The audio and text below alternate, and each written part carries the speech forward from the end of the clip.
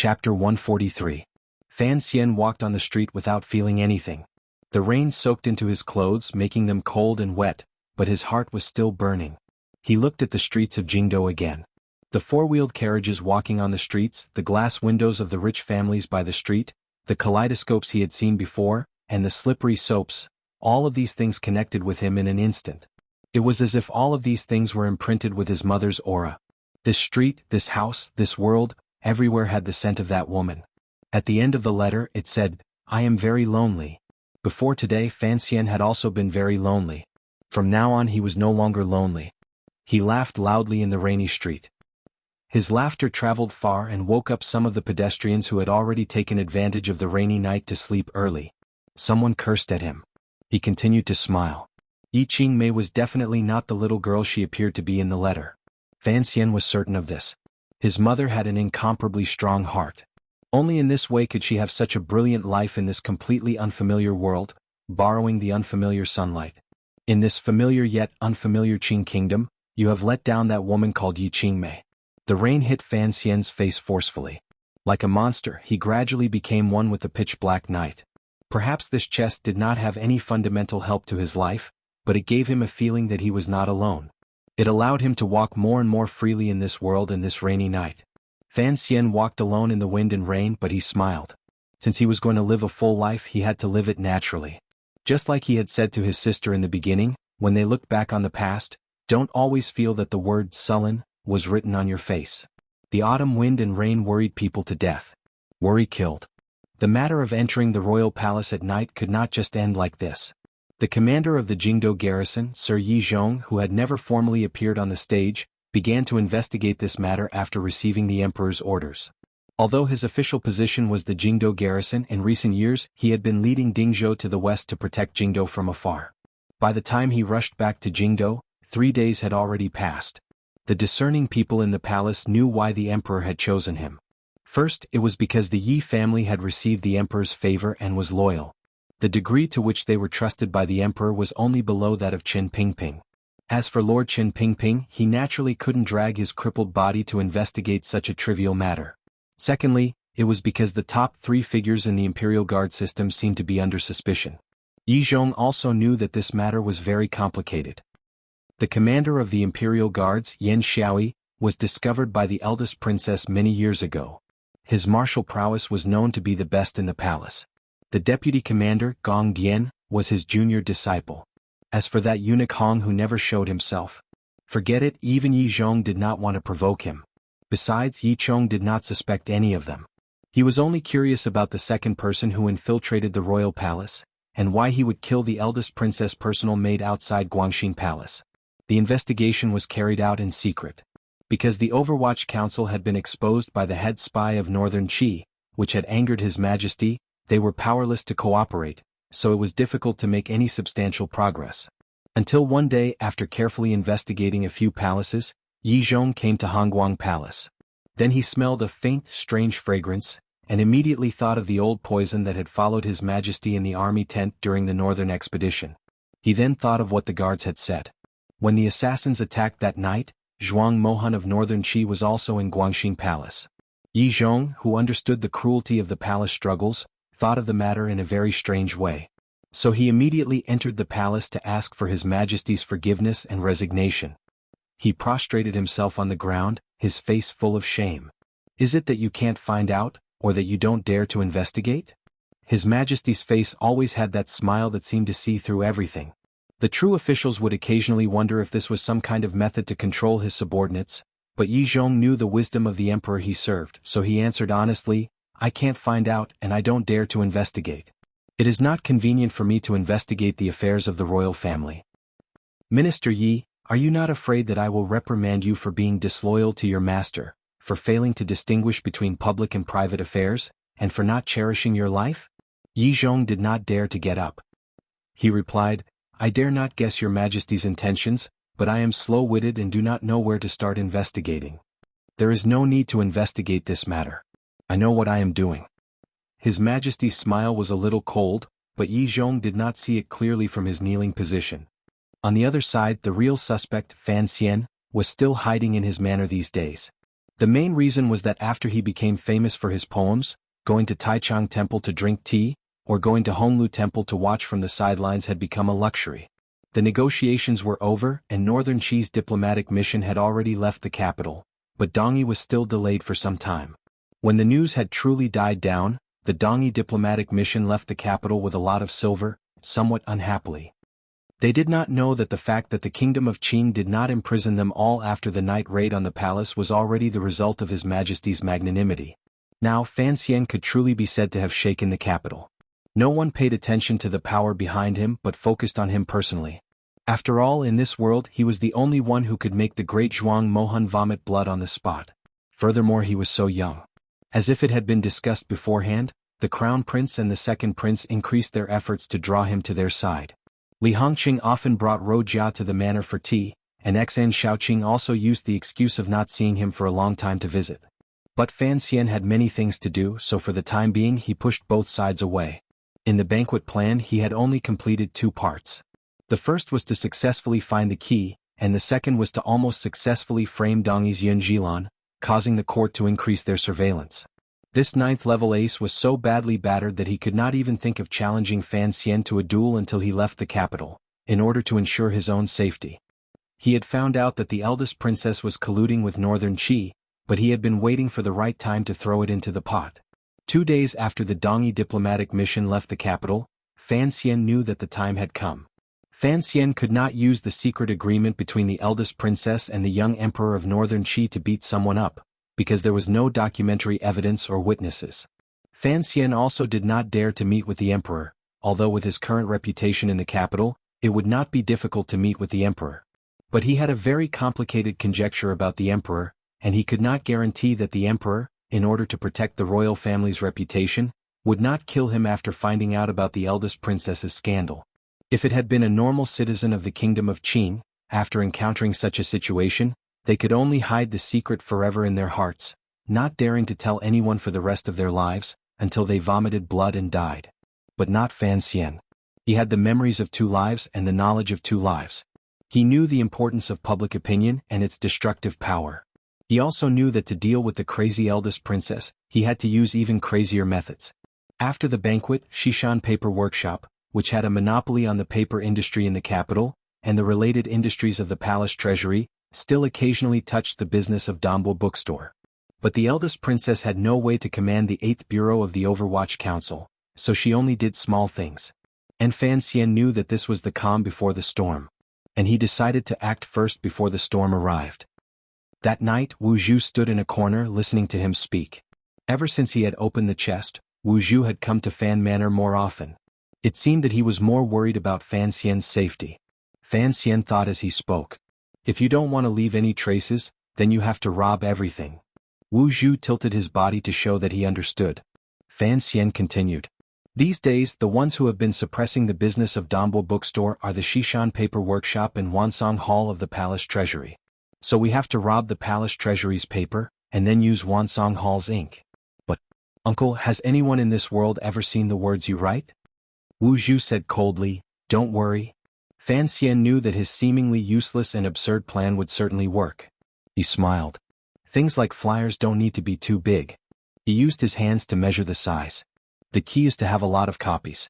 We have to put them up everywhere, especially in places like the Imperial College and the Imperial Library. We have to put up a few more copies. The students are young and hot-blooded and are the easiest to provoke. And the scholars in the Imperial Library also like to play with their strength of character.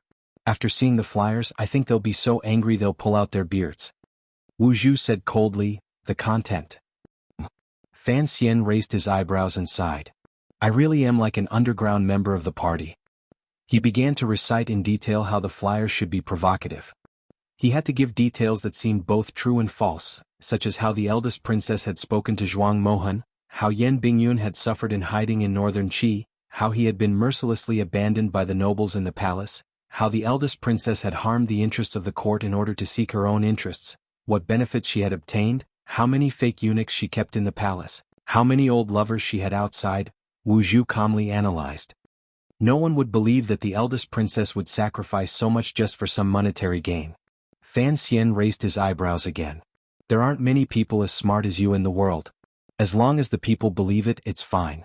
As for the emperor, let's give him a reminder. Wu Zhu said coldly, the emperor doesn't need you to remind him. Chapter 144. Fan Xian smiled. If the eldest princess who lived in the palace was in contact with northern Qi, and the emperor who had countless spies under his command knew nothing about it, it would be inexcusable. He sighed. So I don't understand. Why did he let the eldest princess live in the palace and not go to his fief? The eldest princess is the Empress Dowager's most beloved daughter. She is his sister and he has nothing to fear. How do you think the emperor will react after this? Fan Xian trusted Wu Zhu's analytical skills. Immediately mobilize the Overwatch Council to eliminate the influence you have single-handedly created. Reward the eldest princess generously to prove the unity of the royal family. After things have calmed down, find a suitable opportunity to have the eldest princess return to her fief, Xinyang. Wu Zhu said coldly. When rewarding the eldest princess, he will probably reward Princess Qin, and at the same time promote you. Fan Xian smiled bitterly. He knew that Wu Zhu was describing the possible truth, but it sounded like a cold joke. Why didn't the emperor think of using my simple method to force the eldest princess out of the palace? If what you say is true, he already knew about the eldest princess collusion with northern Qi. First of all, your method is perverted. Second, he doesn't need to force his own sister out of the palace. He likes to wait for those who are hiding below the surface to surface, and then capture them all in one fell swoop. He is used to doing this sort of thing.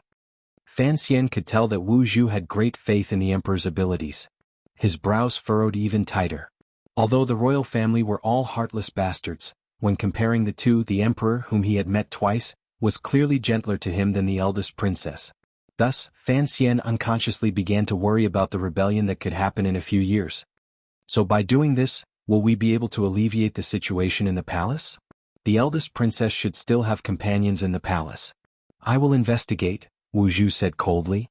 Fan Xian thought for a moment, then decided to proceed with the plan. He smiled bitterly. I must find a way to get the eldest princess away from the palace for a while. Otherwise, before the emperor can capture them all in one fell swoop, I will become a ghost under their hands. The emperor has the courage and strength to wait for them to make the first move, but we do not. If a power that dared to collude with a foreign country fell into some kind of fanatical mood to deal with Fan Xian could only run behind Wu Zhu. Although traveling the world was Fan Xian's wish, he was not willing to pay the price at the moment. I'm going. Go. Fan Xian waved his right arm, feeling that he really did have the air of a young student leader. In his previous life, he had seen many films about the war of resistance against Japan. He felt that the kingdom of Qing in the darkness of night was very much like Beiping, which had been occupied by the Japanese. He and Wu Zhu were the brave students who fought against the invaders, carefully distributing leaflets in the darkness, calling on the people of the kingdom of Qing to rise up against their shameless rulers. He smiled and lay back on the bed. The box was just sitting there under the bed. He was not worried at all. After Wu Zhu lost his memory in this aspect, he was the only one in this world who knew how to open the box. After falling into a deep sleep, he had an incomparably sweet dream. In the early autumn, there was a great snowfall in the capital. The eldest princess shyly boarded the carriage and resentfully turned her head to look at the imperial city before leaving the world she lived in. In the beginning of autumn in September, there really was a heavy snowfall in Jingdo. The white flyers that filled the sky were like snowflakes, falling everywhere in Jingdo, especially near the Imperial College and the Imperial Library. At that time, the sky was just beginning to brighten. The students and commoners who had just woken up in the morning picked up these unfamiliar pieces of paper. This was the first time in the land of the kingdom of Qing that a flyer battle had occurred. But Fan Xian had still overestimated the passion of the people of the kingdom of Qing and underestimated the ability of the Overwatch Council and the 6 ministries to control the situation. In just 4 hours, all of the flyers in the capital had been collected into the Fangyamen by Tianhe Road. Not a single person dared to leave a flyer behind. Although the commoners rarely had any dealings with the Overwatch Council, they were afraid of the council's fierce reputation, and no one was willing to gamble with their lives. The Imperial College reacted quickly. That day they requested an edict to begin the autumn examinations early. Within half a day all sorts of measures were taken, and the situation was finally under control. But rumors did not need wings to fly, nor did they need air to breathe. They had long since spread through the streets and alleys of Jingdo. When people went out, they would often look at each other. The look in their eyes no longer said, have you eaten, but rather, have you seen it? The reputation of the eldest princess in the capital of the kingdom of Qing had never been good. After all, she was in her 30s and still unmarried. This in itself was quite strange. So although the commoners did not completely believe the accusations on the flyer about the eldest princess illicit relations with a foreign country, they still thought it was groundless and not without reason. The logic of the neighbors and aunties was even simpler. If she was so old and still unmarried, she was definitely not a good woman. This was the first time the royal family of the kingdom of Qing had faced such a situation, and they could not help but feel nervous. Although the Overwatch Council's measures were effective, the palace was still in a state of panic. The palace maids and eunuchs deliberately lowered their voices as they walked. It was said that the emperor had lost his temper in the royal study, and the empress dowager had gone to Guangxin Palace. After a few slaps, the eldest princess had cried for a long time. Inside the Overwatch Council's room, there was an awkward silence. The heads of the 8 bureaus were all looking up. Qin Pingping sat in his wheelchair, pulling at the few strands of beard on his chin. He looked at the flyer and laughed strangely. Sir Qin could laugh, but the heads below him did not dare to laugh. Everyone knew what was written on that flyer. Tell me how much of what is written on this paper is true? Qin Pingping finally suppressed the joy in his heart and looked at his subordinates. The first to bear the brunt was, of course, the head of the 8th Bureau. All of the literary products in the capital were now under the control of him and the related departments of the Ministry of Education. Such a big event had happened in the capital today, and he had long been scared out of his wits. Without answering the director's question, he rushed to report first. The paper is from Shishan Paper Workshop, which is under the control of the palace treasury. The ink is from Wansong Hall. That family has no background. Qin Pingping frowned and looked at him. I only asked if it was true, he reprimanded. I didn't ask you who wrote it. The head of the 8th Bureau wiped the sweat from his forehead and carefully replied, slandering the princess, talking nonsense about national affairs and stirring up trouble. Naturally, none of it is true. Qin Pingping smiled, but it was a cold smile. The window was still blocked by the black cloth, so the part of his wheelchair looked cold. Is it all fake? The flyer said that the eldest princess had a secret agreement with Northern Qi to hand over Yan Bingyun, the head spy of the Qing kingdom in Northern Qi, to them. Yan Ruohai, the head of the 4th Bureau, frowned. The matter of Yan Bingyun must have been leaked by someone in the court, and it must be of a very high rank. But if it was the eldest princess, I really do not understand how this would benefit her. This flyer says that a few nights ago, Zhuang Mohan and the eldest princess met privately in Guangxin Palace, Qin Pingping said, feigning carelessness. Yan Ruohai shook his head. Master Zhuang was invited to live in the palace by the Empress Dowager. This cannot be used as evidence. Qin Pingping looked at him with admiration. Bingyun was imprisoned in the north, and yet you can still calmly analyze the situation. Not bad. He suddenly said in a low voice, but if there is a target to be suspected, then we should be suspicious. Do not forget, I am only loyal to His Majesty and the royal family, not to anyone else in the royal family. His eyes calmly looked at the person sitting in the back. That person was the head of the 1st Bureau of the Overwatch Council, Zhuge. He was in charge of monitoring the officials in the court, and was the most powerful person in the 8th Bureau of the Overwatch Council. Zhuge nodded and frowned. There are only 5 people in total who know about the matter of Yan Bingyun, including me and Chief Yan. If the eldest princess is related to this matter, then where did she get the information? Qin Pingping continued to look at him quietly. The other 7 high officials in the room gradually felt the strange atmosphere solidify. After a long silence, Zhuge remained calm, occasionally frowning.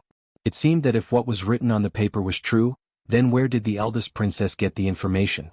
But the head of the 8th Bureau, sitting next to him, clearly saw a drop of sweat trickle down from his temple. Qin Pingping continued to look at him calmly. Zhuge frowned and suddenly said, Sir, why do you suspect me? Finally, when he opened his mouth, Qin Pingping slowly closed his eyes and said lightly, because you are very stupid. Why can't it be Yan Ruohai? Examples of people selling their children for glory are not uncommon in this world. From the day Zhuge learned that Yan Bingyun had been captured, he knew that something was going to happen to him. He laughed bitterly and looked at Yan Ruohai. You are the head of the 1st Bureau and Fei Jia is old. If I step back, it should be you who takes over the council. Qin Pingping closed his eyes and said calmly, unfortunately, you know that I have other plans, so you are not satisfied. They allowed you the power of the Overwatch Council in the future. According to the Emperor's intentions, This interesting matter could still be watched for a while, but I did not think that this morning's snowflakes would tear open everything ahead of time. Qin Pingping lightly said, so the council can only deal with it ahead of time. Thank you, sir, for your help. Zhu Ge knew that if the emperor personally dealt with this matter, what awaited him would certainly be even more tragic. His throat gurgled and he breathed heavily with some difficulty. Chapter 145. Qin Pingping looked at him without a trace of pity. You have followed me for 12 years. Before you die, I will give you a chance to say one last thing. The head of the first bureau paled slightly, but quickly recovered his calm smile. Looking at the man who had promoted him from an ordinary worker to the third most important person in the Overwatch Council, he said sincerely, do not trust women. They are all crazy and they are not suited for politics. Having said this, he slapped the top of his head. With a crack, his body went limp and he collapsed onto the wooden table, no longer breathing. These were his heartfelt words.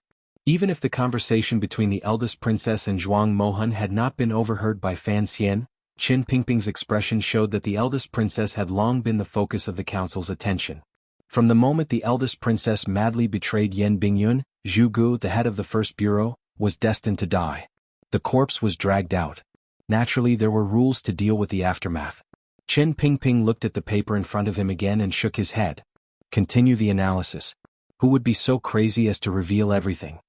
He could be as calm as an ancient well, but when the other 7 heads saw a colleague they had worked with for more than a decade meet such a tragic end, they could not help but feel a little emotional. After a moment, they recovered and said, the Dongi diplomatic mission was the last to leave the day before yesterday, and today this happened. I think Dongi has something to do with it. That's right. According to the results of the palace's investigation, the assassin who entered the palace on the night His Majesty invited the envoys of both countries to a banquet must have something to do with Dongi. It was also that night that the assassin appeared in Guangxin Palace and killed one of the eldest princess serving girls. It was probably at that time that he overheard the conversation between the eldest princess and Zhuang Mohan. The reason Dongi is releasing this information now is that they hope the court will be thrown into chaos for a while. After all this time, the two countries did not reach an agreement with Northern Qi, so Dongi is afraid that the court will send out troops. And if this matter is exposed, His Majesty will be shocked, and the agreement with Northern Qi will probably be torn apart. The two countries will go to war again, and Dongi, who has always been caught between the cracks, will probably be happy to see that happen. Regardless of whether it is in terms of motive or final effect, Dongi is the most likely to act. It is also the target that could benefit the most from this matter. The only question is, how could Dongi write so many copies in one night for the papers that the Shishan Paper Workshop just lost last night? You have to know that most of their people hidden in the capital are being monitored by us. There shouldn't be that many people who are not under our control. Yan Ruohai analyzed, to do this in one night, they would need at least 40 well-trained people. Qin Pingping listened to his subordinate's methodical analysis and smiled without saying anything. The room suddenly became quiet.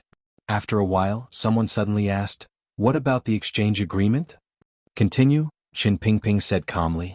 In order to capture Xiaoen, you destroyed a pair of legs. Now, because the eldest princess sold him out, you want Xiaoen to be released. I cannot accept this. Unwilling? Do you have any way to bring Yan Bingyun back alive? Qin Pingping laughed coldly. The exchange must be made. We will deliver Xiaoen alive into the hands of Northern Qi, but we can only let him see the sky of Northern Qi's Shangjing. Everyone knew that the director had a plan. They nodded slightly. No matter what, these people did not want Xiaoen to be returned to Northern Qi. That old man had been the head spy of Northern Wei, and who knew how many Qing spies he had killed. Furthermore, the information in his mind, even to this day, posed a great threat to the kingdom of Qing. If it weren't for the fact that the person captured by Northern Qi was the son of the 4th Bureau's Yan Ruohai, these ruthless spies of the kingdom of Qing would certainly have written to the director to persuade His Majesty to let the unfortunate man captured by Northern Qi sacrifice himself for the country. Yan Ruohai also knew this, and so he was extremely grateful to the director. Suddenly he asked, what about the eldest princess? We are loyal to His Majesty. We do not know what His Majesty has not said. We will not do it. Qin Pingping made his final decision. Should we capture the Dongi diplomatic mission? What for? Admit that the royal court has lost face? Let the 8th Bureau handle this matter. Say that the remnants of Guyu in the south, unwilling to accept the fall of their country, spread rumors in the capital. They have all been captured. Take a few of them from prison and kill them in the market. Before you kill them, make sure that all the people of the capital come to see the spectacle, Qin Pingping said lightly. The subordinates took their orders and left, disinfecting, spreading rumors and arresting people. Only Yan Ruahai stayed until the end. He looked at the director and said calmly, "There is no poison in this world that can keep Xiao En alive and then kill him in front of the Emperor of Northern Qi." "What do you mean?" Qin Pingping asked. Yan Ruahai frowned. "I know my son. He would not agree with His Majesty's methods. I think he would be happy to exchange Xiao En's life." Qin Pingping looked at him coldly. "You must avoid arousing suspicion. Do not participate in the discussion. As for what to do, that is my business." Indeed, there is no poison in this world that can be so miraculous. Even Elder Fei, who is currently in the capital, cannot do it. But Xiao En must die and Yan Bingyun must return. He smiled. "Do not forget, 4.5 years ago I was the one who kicked your son to the north." Yan Ruahai was about to say something, but Qin Pingping stopped him with a wave of his hand. "I had originally planned to wait for Bingyun to return, and then have him take Zhu Ji's place. Zhuge could have lived a few more days. But today these pieces of paper are flying everywhere, and the capital is abuzz with discussion. I must give you an explanation." Qin Pingping sighed. What was hidden in the shadows suddenly became known to everyone in the capital. Such an absurd and effective method will probably force His Majesty to give an explanation to the officials who know of this matter. Qin Pingping coughed. "You should know that there is a commissioner in the council. I told you last time that I am preparing to send him to Northern Qi." Yan Ruahai frowned. "It is very dangerous." He understood that the director wanted to give the task of killing Xiao En to the commissioner. "If you don't think, you won't amount to anything." Qin Pingping's eyes seemed a little tired. "If he succeeds, I hope that one day in the future, you will be able to help him take care of this council." Yan Ruahai finally understood. He was slightly shocked and didn't dare to say anything more. He knelt in front of Qin Pingping's wheelchair and nodded. "Who did it?" Qin Pingping pushed his wheelchair to the window. His skinny fingers slowly lifted a corner of the black cloth, and like a child, he poked his head out the window. The autumn rain, which had lasted for several days, had stopped yesterday. Outside, it was a bright sunny day, and in the distance, the palace shone with golden light.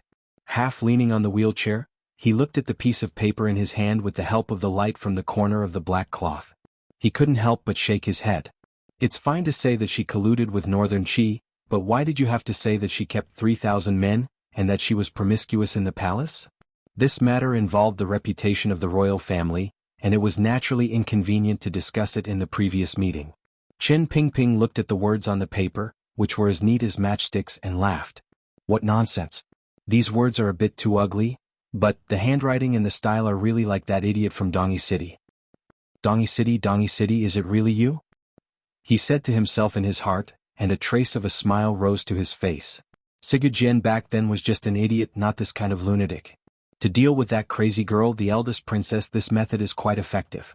Who cares what kind of jade or porcelain it is? Just smash it and put it in a pile and no one can tell it apart.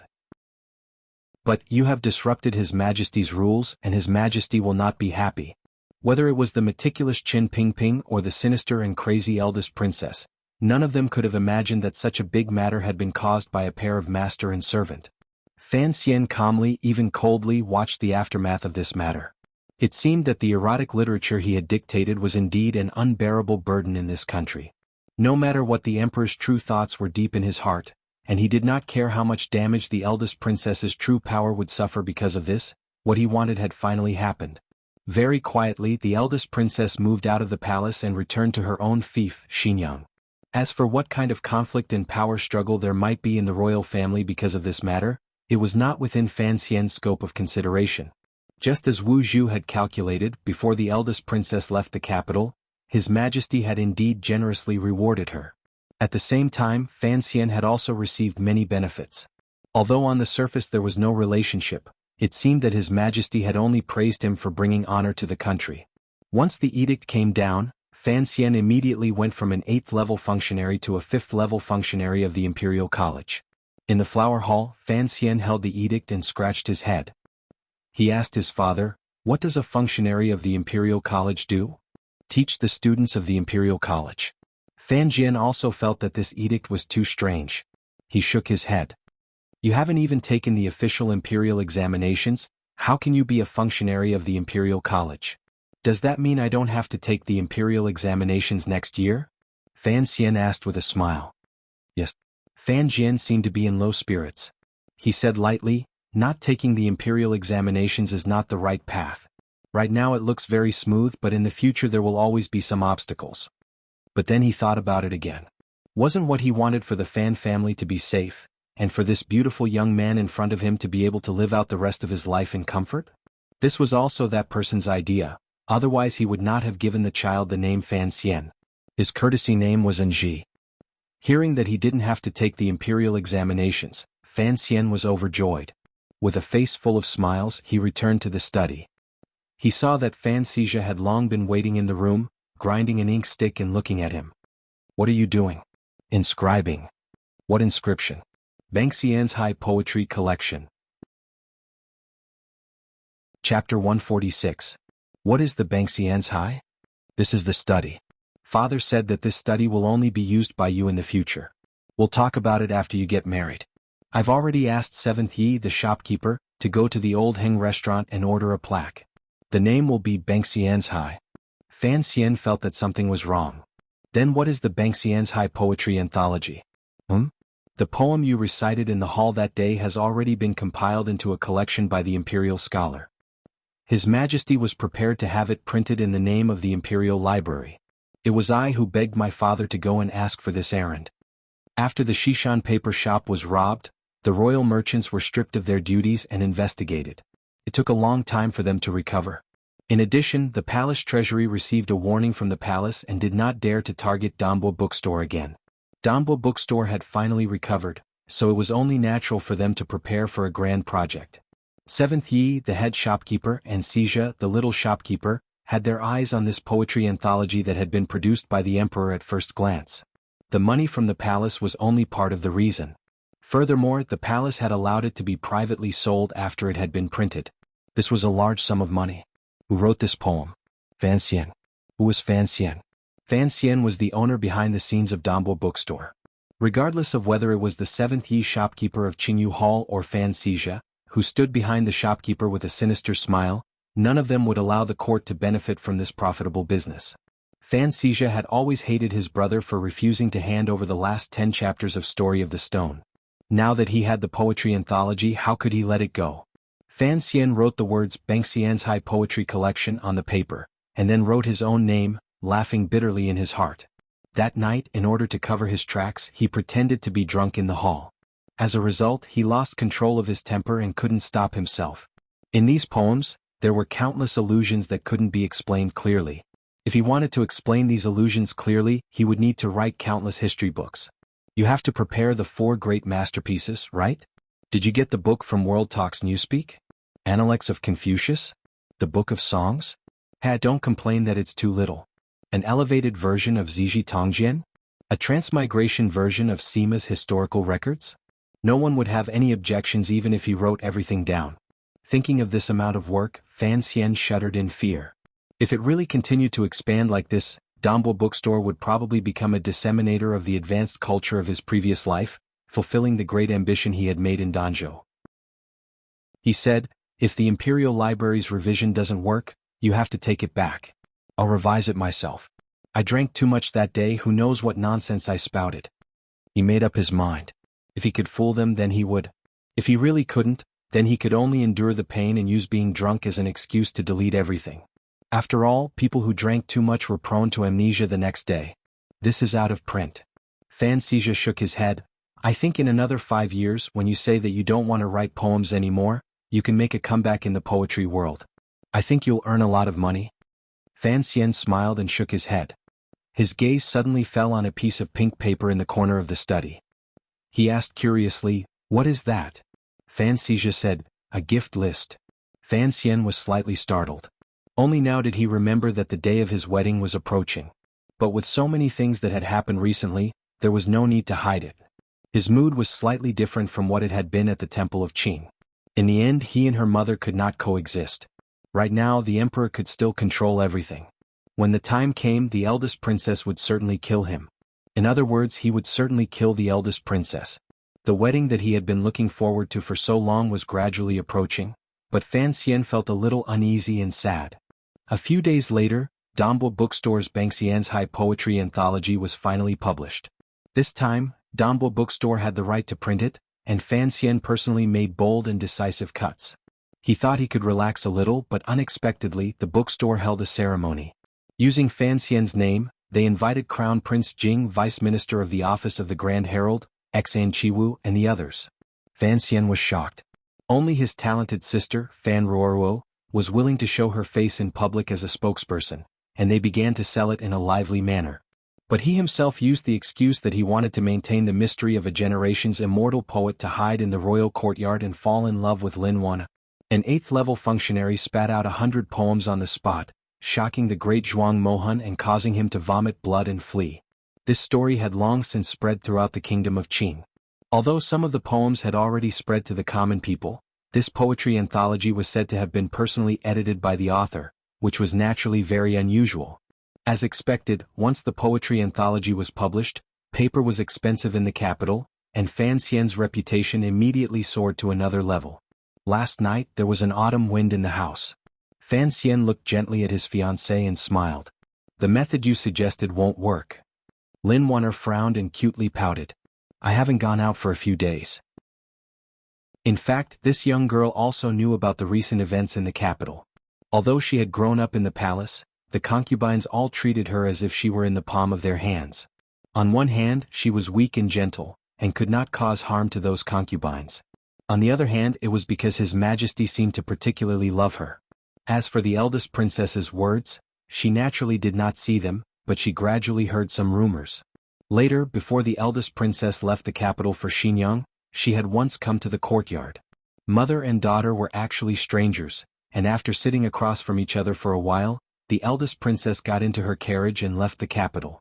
Although Lin Wanner did not know what connection Fan Xian had with her mother's departure, she was sensitive enough to feel that Fan Xian's mood was not as relaxed and happy as it had been in the past. So she suggested that they find another day to go out and enjoy the autumn scenery. The red leaves of the West Mountains of the capital were very famous. But hearing the two words West Mountains, Fan Xian thought of the paper mill that monopolized the capital's use of paper, and thought of the eldest princess behind the mill, who seemed to be looking at him gloomily and timidly. Fan Xian knew that the eldest princess's departure from the capital, the most fundamental power was still the emperor. His words only gave the emperor a reason to convince himself and the empress dowager. To explain here, the current Qing kingdom's court and commoners all called the flyers that fluttered like snowflakes that day words. This was because it was believed that when the people had no way to appeal, they would put forth their opinions. During this period of time, the capital had actually repeated this kind of words, action a number of times, which made the Overwatch Council nervous for a while. Only after they had caught one of them did they find out that it was actually the hard laborers of the Taiyuan Road copper mine who had come to the capital to complain to the emperor. But they could not enter the attendance hall, so they had learned this method. The Overwatch Council went to the root of this, and in the end discovered that it was actually the West Mountain paper mill that provided these poor laborers with paper. But no matter how hard they tried, they could not dig out the person who had helped these laborers write their grievances.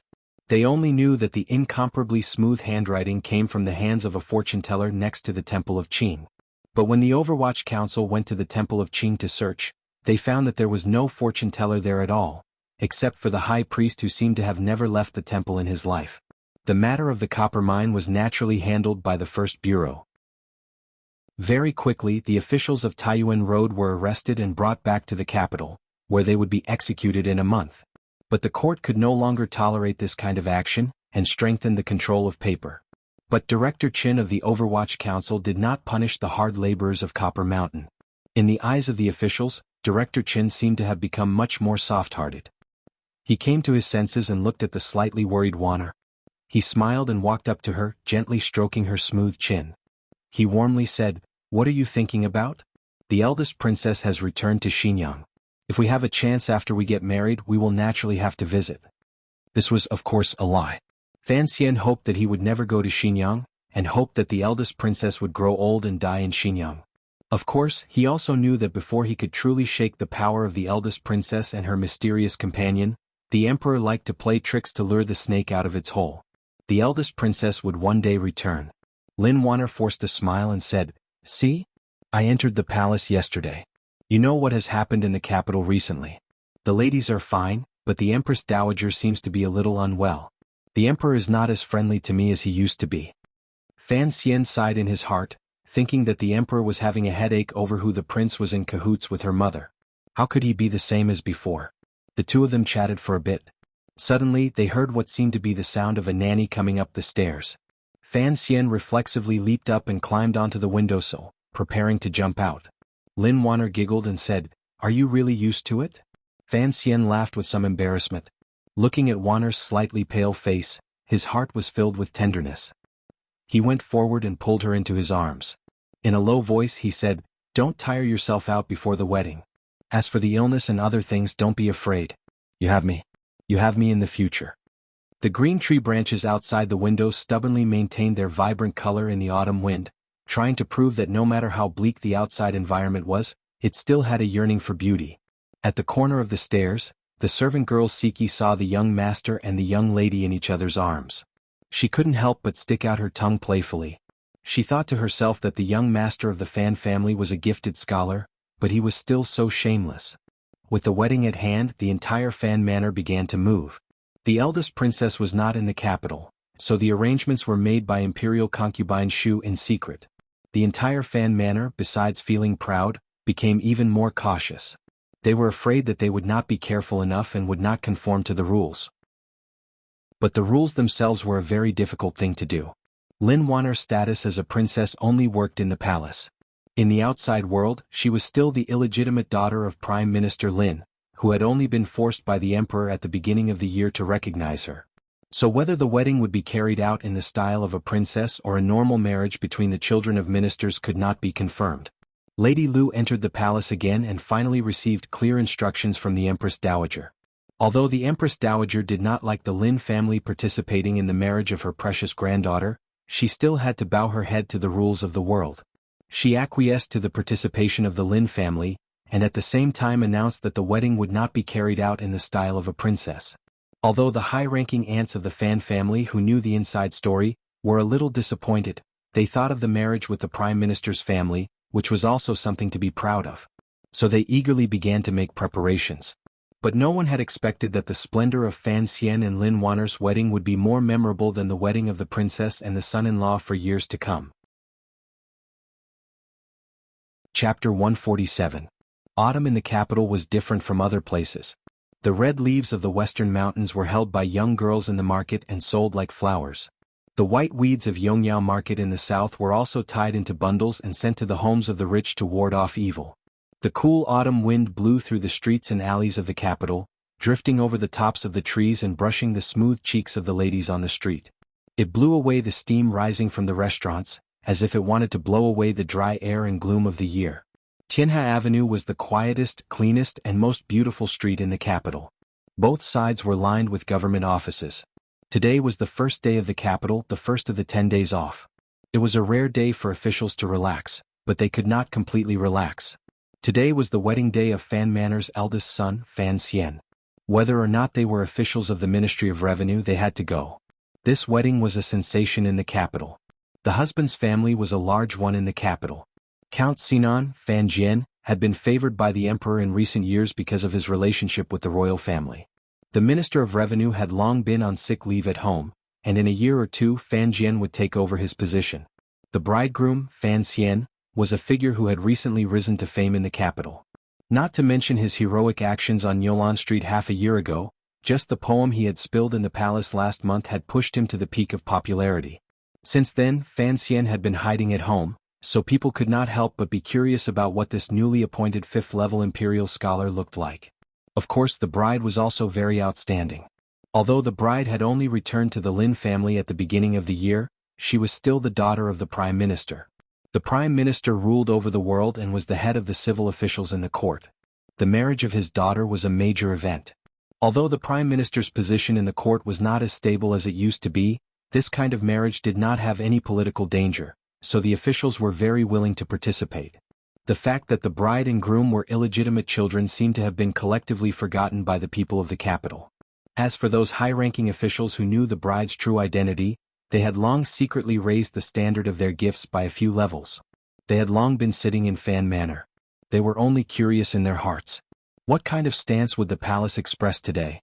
Fan Xian was like a puppet being dressed up by the 5 old women. He swore to himself that if he had to endure this kind of torture in the future, he would run away from marriage, or become a courageous anti-marriage activist. He would rather have the ease of an affair than the complications of a wedding. Wedding ceremonies in the Qing kingdom were usually held in the evening, but today Fan Xian had been dragged out of bed before the sun had even risen. Bathing and brushing his teeth was not a big deal. After all, he had something he had made in Danzhou. But immediately after, an old woman nagged and began to use warm water to melt rouge. This scared Fan Xian badly. He quickly asked her what she was going to do. It was not until now that he realized that a groom needed to put on makeup. It was clear that this matter had exceeded the limits of Fan Xian's tolerance, so he shook his head and refused to allow it. Even Fan Jian personally came over to try and persuade him, but he was unable to convince him. The two sides were deadlocked for over an hour before Fan Xian finally won. But because of this, time seemed to be much tighter, so 5 old women rushed in to help him dress. Fan Xian had long been used to the clothing of this world, but today he still could not stand it. Inside the bright red robe there were 3 layers of different names. On top of the robe, there were jade pendants, colorful ribbons and flower tassels. The colors were bright and dazzling. Just putting on the robe took a lot of time and Fan Xian was so stiff that he could not move. The only thing he could move was the memory of his miserable childhood when he and Uncle Wuxia used to fight with wooden sticks. Out of the corner of his eye, he looked at Lady Lu, who was busy in the room and sweating slightly. He could not help but smile bitterly. He thought to himself, is she really busy, or is she using this opportunity to get revenge? Fan Xian put on the crown and the jade pendant. The silver shoe buckles hurt his feet, and the gold collar pinched his neck. Like an idiot, Fan Xian was pushed to the front hall by the old women. Fan Ruoruo and Fan Xizhou were also dressed very cheerfully today, especially Ruoruo. Her usually cold face was set off by the pink clothes, and she looked particularly spirited. The sister and brother looked at their brother's pitiful appearance and covered their lips to hide their laughter. Fan Xizhou teased, "Where did this flour dumpling come from?" Fan Xian was angry and took 2 steps forward. He did not think that he would be wearing so many ornaments that they would ring out. He laughed at himself and said, "What flour dumpling? It's clearly a moving, colorful wind chime." The most painful thing in the world was that a colorful wind chime had to be paraded through the streets. Fortunately, he did not have to ride a horse but a sedan chair. Otherwise, Fan Xian would have covered his face in shame and rushed back to Danzhou. With great difficulty, the wedding procession arrived at Lin Manor. Lin Wanner had already moved back to the Lin family 10 days earlier. They could not go to the palace to receive the bride in front of the entire capital. A series of firecrackers rang out. Fan Xian sat in the sedan chair, a little absent-minded. Smelling the faint, slightly burnt smell, he did not know why, but he remembered something from long ago. He shook his head and pulled his thoughts back. He forced a smile on his already stiff face and got out of the sedan chair. According to the rules, Fan Xian could not enter the house, and the Prime Minister could not go to Fan Manor today. Amidst the sound of firecrackers and flute music, the gate of Lin Manor gradually opened. The person who came out was Yuan Hongdao, the leading figure of Lin Manor. Today this strategist had pinned a red flower on his hat, which made him look rather romantic. "Master Fan."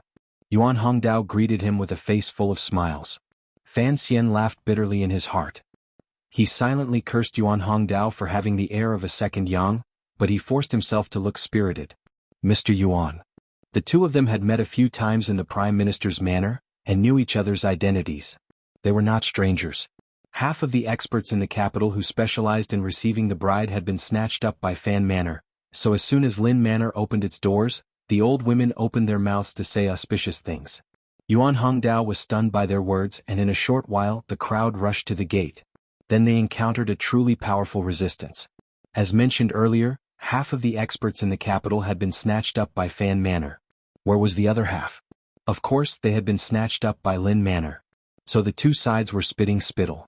On the surface they appeared to be celebrating, but in secret they were swords without eyes. They boasted about themselves and belittled the other side. It sounded more like 2 extremely vulgar local tycoons getting married, rather than the Prime Minister's daughter marrying Count Sinan's son. Fan Xian laughed bitterly. He understood that this was a custom of the kingdom of Qing. Before receiving the bride and groom would quarrel in front of the manor. It was said that after this ceremony, all future quarrels between the newlyweds would be over. Because it was a custom, it was rare for such matters to damage the harmony. But whichever side won the quarrel was the highlight of the show. Either the east wind prevailed over the west wind, or the west wind prevailed over the east wind. After all, even though the bride had to follow her husband, the bride's family still had to show their strength in advance to ensure the bride's status in the complicated life of the harem. In short, between the two families, the first thing to do was to rely on the women who spoke. Fan Xian stood there in a daze. He didn't know how long they had quarreled, but he finally realized that the noise had died down. Overjoyed, he opened his eyes and shouted, "Is it done?" After an awkward silence, someone said softly, "Master Fan, it's still early." The servant of the Lin Manor found a topic of conversation. He laughed and said, "It seems that the guest is in a hurry." "That's true, our young lady." He praised his young lady again. After some time, Yuan Hongdao noticed that Fan Xian's face was a little pale. He squeezed over and whispered, "Master Fan, please bear with it. The capital is not like Danzhou. There are more rules here." Fan Xian forced a smile and said, "I'm not in a hurry." He told himself in his heart, "I've endured for more than 30 years. Of course I'm not in a hurry." After a while, this vulgar ceremony finally ended. After a round of ceremonial music, the gate of the Lin Manor slowly opened for the second time. Two matrons led the way and the bride, Miss Lin, finally walked out. Fan Xian's eyes brightened. Today Wana was dressed in bright red. Her sleeves were wide, and there was boundless joy in her beauty. However, the red scarf on her head covered the beaded crown on her head and the face that he could not forget. The people of Jingdo, who had been separated on the outside to watch the excitement, beat Fan Xian to it. Their eyes lit up and they cried out. Some young people even yelled for the bride to lift the red cloth on her head to let everyone see if the bride was pretty or not. If these young people had said such things under normal circumstances, not only would the Lin family have beaten them into a pulp, but the members of the Chinian unit, who had been scattered among the crowd and secretly watching everything, would certainly lock these little bastards who had insulted their future mistress in the Overwatch Council until they died of old age. But today was a joyous day, and the emperor had to celebrate with the world when he married his wife. The Lin and Fan Manors were no exception, and it was not good to ruin the atmosphere. However, Fan Xian was not in a good mood. He glanced at those people lightly and his subordinates understood. Immediately, a few almost inaudible cries rang out from the crowd. Presumably, the most excited young people had been kicked in the foot. After another set of routine procedures, Lin Wanner, dressed in bright red, lightly moved her feet and climbed into the bridal sedan in front of her. During the whole process, Fan Xian was not able to say a word to her. He did not look her in the eye or touch her fingertips. By the time he returned to the Fan Manor, the guests had already arrived. The ceremonial music was playing and it was very lively. The bride was first led into the inner room to sit, and the groom stood in front of the main hall to welcome the guests. Fan Xian's face was full of smiles as he talked to people he didn't know. In a low voice, he asked the person next to him, "When will the ceremony be held?" "It's still early, young master. After the same prison, the same table and the same equipment, there is also the same." Fan Xian did not hear the rest of the words. He just suppressed the urge to curse and told himself not to rush. He had said it before, he had already waited for more than 30 years. What was there to rush? Chapter 148. Fan Xian didn't remember what he had eaten for lunch. He only remembered that he had drunk a lot of wine, and had been persuaded by officials with good intentions or agreed to write 2 poems to describe the occasion. But no matter how much Fan Xian drank, he remembered his declaration to retire from the world of poetry. He smiled and declined each one. In the middle of the banquet, the people from King Jing's manor finally arrived. All the officials rose to greet them. Looking at the garden-like prince, Fan Xian smiled bitterly and wondered why he hadn't recognized him the first time he saw him. King Jing had always liked Fan Xian. Seeing him dressed so flashily today, he said in a muffled voice, "He doesn't know how to dress up." Fan Xian knew his personality. He smiled and said, "I wonder what His Highness was like during his wedding." Crown Prince Li Hongzhi lowered his voice. "Probably not as good as you." King Jing flew into a rage. "You weren't even born when I got married. What the hell do you know?" The officials watching the prince and the crown prince quarrel didn't dare say anything. They all hid to one side and snickered. Count Sinan Fanjian was the host. He shook his head and smiled bitterly. "Your Highness, your words are unnecessary." Although he was a count, the two families had been friends for over 10 years, so he spoke casually to King Jing. King Jing waved his hand, no longer paying attention to the little ones. He followed Fan Jian into the inner hall. Halfway there he stopped and turned to face Fan Xian. "You're not bad." Fan Xian was startled. He quickly bowed and thanked him. Imperial Prince Jing frowned again and said, "I was originally thinking that after 2 years, I would give Wuxia to you. I didn't expect that my older sister would steal my son-in-law away from me." He seemed to really regret it as he shook his head and walked inside. Who was King Jing's sister? Naturally, it was Fan Xian's mother-in-law, the eldest princess. Fortunately, he had spoken in a low voice so no one heard. But when Fan Xian heard that the prince was going to give Princess Wuxia to him, he couldn't help but feel afraid. If he had to marry Wuxia, it would be a terrible thing. Then he thought of his mother-in-law. She looked much younger than the prince and he couldn't help but wonder. As his mind wandered, Li Hongqing patted him on the shoulder and said quietly, "Given our friendship, I should have come earlier. But you also know that it is not convenient for me to come too early on an occasion like this." Fan Xian understood that although Li Hongqing had a good relationship with him, he was still Crown Prince Jing. There was no reason for him to rush to help the son of an official. That would be against the rules. He smiled and was about to say something when he heard Li Hongqing say quietly, "Wuxia did not come today. She asked me to tell you." Fan Xian raised his eyebrows. Wuxia had always been on good terms with Ruoruo and had a good relationship with him. Why hadn't she come to his wedding? Seeing his expression, Li Hongqing smiled bitterly and said, "My sister is wiping away her tears in the manner. What father said earlier was true. If it weren't for the fact that your fiancé also has a great background, father might actually ask the Empress Dowager to come forward and have you marry Wuxia instead." Fan Xian was startled at first. Shortly after, he felt bitter in his heart. He realized that he really didn't know what to say today. It was better to keep his mouth shut. Finally, it was time to bow to heaven and earth. Fan Xian and Lin Wanner held the ends of the red silk and looked at each other lovingly through the red cloth. They slowly and softly bowed down. The sourness of the gesture moved Ruoruo to tears, and Fan Xizha, who was next to her, was so mushy that he wanted to go crazy. As they bowed to their parents, Count Sinan, Fan Jian, gently stroked his beard while Lady Lu, somewhat bashfully, sat on the matriarch's seat.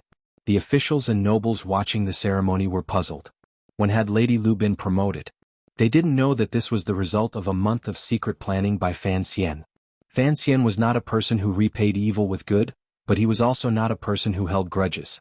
Although he could not remove his vigilance toward Lady Lu, he could see that she was truly devoted to her father. If he promoted Lady Lu to the official position, he could appease Lady Lu's influence, and at the same time make him feel more at ease. Of course, if Lady Lu did anything unfavorable to him, Fan Xian now had enough power to protect himself and harm his enemies. He just didn't want to do it. After all, according to his own conjecture, Lady Lu was a person with a hard life, and now there was Fan Xizha between the two of them. Count Sinan, Fan Jian had never nodded. But last night, the palace finally sent word that the Empress Dowager had spoken, and he had no choice but to acquiesce. After enduring for 10 years, Lady Lu finally sat on the matriarch's seat. She touched the smooth armrest of the chair uncomfortably, and uneasily accepted the tea the bride handed her. She took a sip, not knowing the taste, and looked at Fan Xian with an uneasy gaze. Fan Xian's eyes did not look at her. He only smiled and offered his father tea. With great difficulty, Lady Lu's lips curled into a smile. Because the officials present did not know the inside story, they could not help but look confused. And in the side hall, the officials of Lady Lu's paternal family watched this scene and could not help but sigh. At that moment, there was a commotion outside the manor. Fan Xian stood up, and the matchmaker helped Wanner up. The whole family looked outside. An edict has arrived. Lady Fan received the edict. It was a sparkling and translucent jade scepter. It was very precious and indescribable. Today the officials had finally opened their eyes. Since the founding of the kingdom of Qin, there had not been a child of an official whose marriage had alarmed so many nobles in the palace. Of course, the officials who knew Lin Wanner's true identity knew the inside story. Not only was Lin Wanner the illegitimate daughter of the eldest princess, but she had always been favored by the emperor and the empress dowager. Growing up in the palace, she had a special relationship with these nobles. Gradually, the tables in the courtyard quieted down. The officials of the 6 ministries finally understood what was going on. At this moment, their expressions became much more restrained and dignified. The way they looked at the bride became somewhat strange. Finally, the most important bombshell was dropped. The emperor's handwritten letter was carried into Fan Manor by the eunuchs like a treasure. A large number of people in the courtyard knelt down. By the decree of the heavens, the emperor has decreed that the marriage between Fan and Lin will be completed at an auspicious time. Write this as a blessing. Fan Jian and Fan Xian carefully took it and unfolded it for everyone to see. On the pure white paper there were 4 large words, 100 years of bliss. It was a very simple meaning, but the emperor, who did not like to get involved in the family affairs of his officials, had written it himself. The hidden meaning was not simple. Everyone in the courtyard guessed that Fan Xian had married Lin Wanner. He was as lucky as picking up a big ingot. In a room deep in the palace, the emperor of the kingdom of Qing was smiling as he looked at a painting. The painting was of a yellow-robed woman. The emperor had married Wanner, whom he admired the most, to Fan Xian. He thought that the woman in the painting would also like this daughter-in-law. For Fan Lin's marriage to be so grand, everyone thought that it was because the emperor loved Wanner. Even the concubines in the palace did not think of anything else. But the emperor knew that he only wanted to make up for the regret of Fan Xian not being able to marry as a prince. The emperor looked at the woman in the painting, and a smile rose to the corners of his lips. You used to like this kind of excitement. I hope he likes it too. Chapter 149. Only a young girl who had read too many romance novels would like this kind of wedding scene. In any case, Fan Xian did not like it very much. His state of mind was calm enough not to be moved by these rewards from the palace. Furthermore, in his heart, as well as the hearts of the guests watching the ceremony, they all thought that these rewards were for Princess Qin Lin Wanner. Fan Xian felt that every time the palace came to reward him, he had to kneel and salute. His waist and knees could not take it anymore, and he began to miss Wu Zhu's staff. Amidst a burst of celebratory music, the marriage between the Fan and Lin families finally came to an end. The newlyweds were escorted into the bridal chamber, and the guests began to leave. It was a strange day. Aside from King Jing, none of the officials drank too much. Count Sinan looked at the young couple being helped into the bridal chamber, and a gentle smile appeared on his face. What he had been most worried about today had not happened. It seemed that the crown prince and the second prince also knew that attending their son's wedding ceremony without regard for their status would arouse the vigilance of the palace and conflict with Fan Xian. But the crown prince and the second prince still had people send over heavy gifts. At nightfall, the newlyweds finally arrived at the newly built garden with the help of the servant girls, and returned to their own residence. The place was also brightly lit with red candles, and everywhere was plastered with the character happy. It was a very festive red. Here, Fan Xian finally relaxed. Some of these servant girls had been bought by him, some had been gifted by King Jing, and a few had come from the palace with Wanner. Basically, they were still somewhat afraid of a young master like him. He entered the room, stretched, and smiled as he called for everyone to leave. The servant girls in the manor all kowtowed to the newlyweds outside the door. Wanner's personal servant girl, Siki, hurriedly took out some money to distribute. Siki, you must be tired. Go to sleep. Fan Xian smiled as he spoke, his brows furrowed into a Y shape. Siki looked at her mistress with some embarrassment, thinking that she had not drunk the joyous wine yet. At that moment she saw Lin Wanner's hand, which was on her lap under the red veil, wave imperceptibly as if to chase someone out. The servant girl covered her mouth and laughed, then hurried out of the bridal chamber and closed the wooden door. Only Fan Xian and Wanner were left in the room. Come out if you don't want me to hit you, Fan Xian said coldly to Lin Wanner's surprise. As expected, Fan Xian wriggled his fat body out from under the bed with great difficulty, then rushed out with his head down. Fan Xian frowned. Don't you think the toilet behind the bed will suffocate him to death? Lin Wanner giggled under the red veil. This toilet hasn't been used. Fan Xian thought that was true. The toilet was painted with gold, and the inside was covered with vanilla. Seeing that there was no one around, and that the red candles were still and flowing like jade, he rolled his eyes and chuckled. He walked forward and held Lin Wanner's slightly cold hands that were exposed behind her wide sleeves. He suddenly thought of Uncle Wuzhu. If that great grandmaster liked to stand in the corner as usual, then when the two of them were enjoying themselves in bed and saw the ghost in the corner, Fan Xian would not be so scared that he would get sick in that area. He quickly coughed twice and said softly, "Is Uncle here?" Uncle was not here. Being held by him, Lin Wanner thought of what was about to happen. She had long been embarrassed. Suddenly hearing him call her uncle, she couldn't help but be confused. Nothing. Fan Xian smiled. In the future when things are settled I'll let you see him. Oh. Lin Wanner was confused. She didn't know who he was talking about. Wife. Fan Xian did not follow the rules and used the ruler to lift up the red veil on Wanner's head. Instead, he gently used 2 fingers to pick up one side of the red cloth and slowly lifted it up. He saw the red cloth gradually move up, revealing a girl's slightly lowered and bashful jade-white chin. Above it were 2 soft lips, the tip of her nose slightly raised, and her eyes tightly shut because of nervousness. Her long eyelashes trembled slightly. The red candles gradually dimmed. Fan Xian nervously sat on the side of the bed. The thumb of his right hand gently stroked his wife's smooth cheek under her ear. Cough, cough. 2 very untimely coughs came from outside the room. Then came the sound of Fan Xian's personal guards unsheathing their swords, grunting as they fell to the ground, and finally the surprised cry of Wang Qinian, who was on duty tonight. Fan Xian's brows furrowed. He had already burst through the door. The bright red wedding robe on his body floated out like a red cloud. In the dark night, it was particularly alluring. The red cloud floated and he couldn't see clearly who it was. With a shake of his wrist and a shift of his feet, he had already avoided the palm that the other person had sent to his shoulder. Spontaneously, he took out a thin needle and pierced it into the other person's shoulder. The poison on the needle was very strong. Presumably, the other person would not be able to move.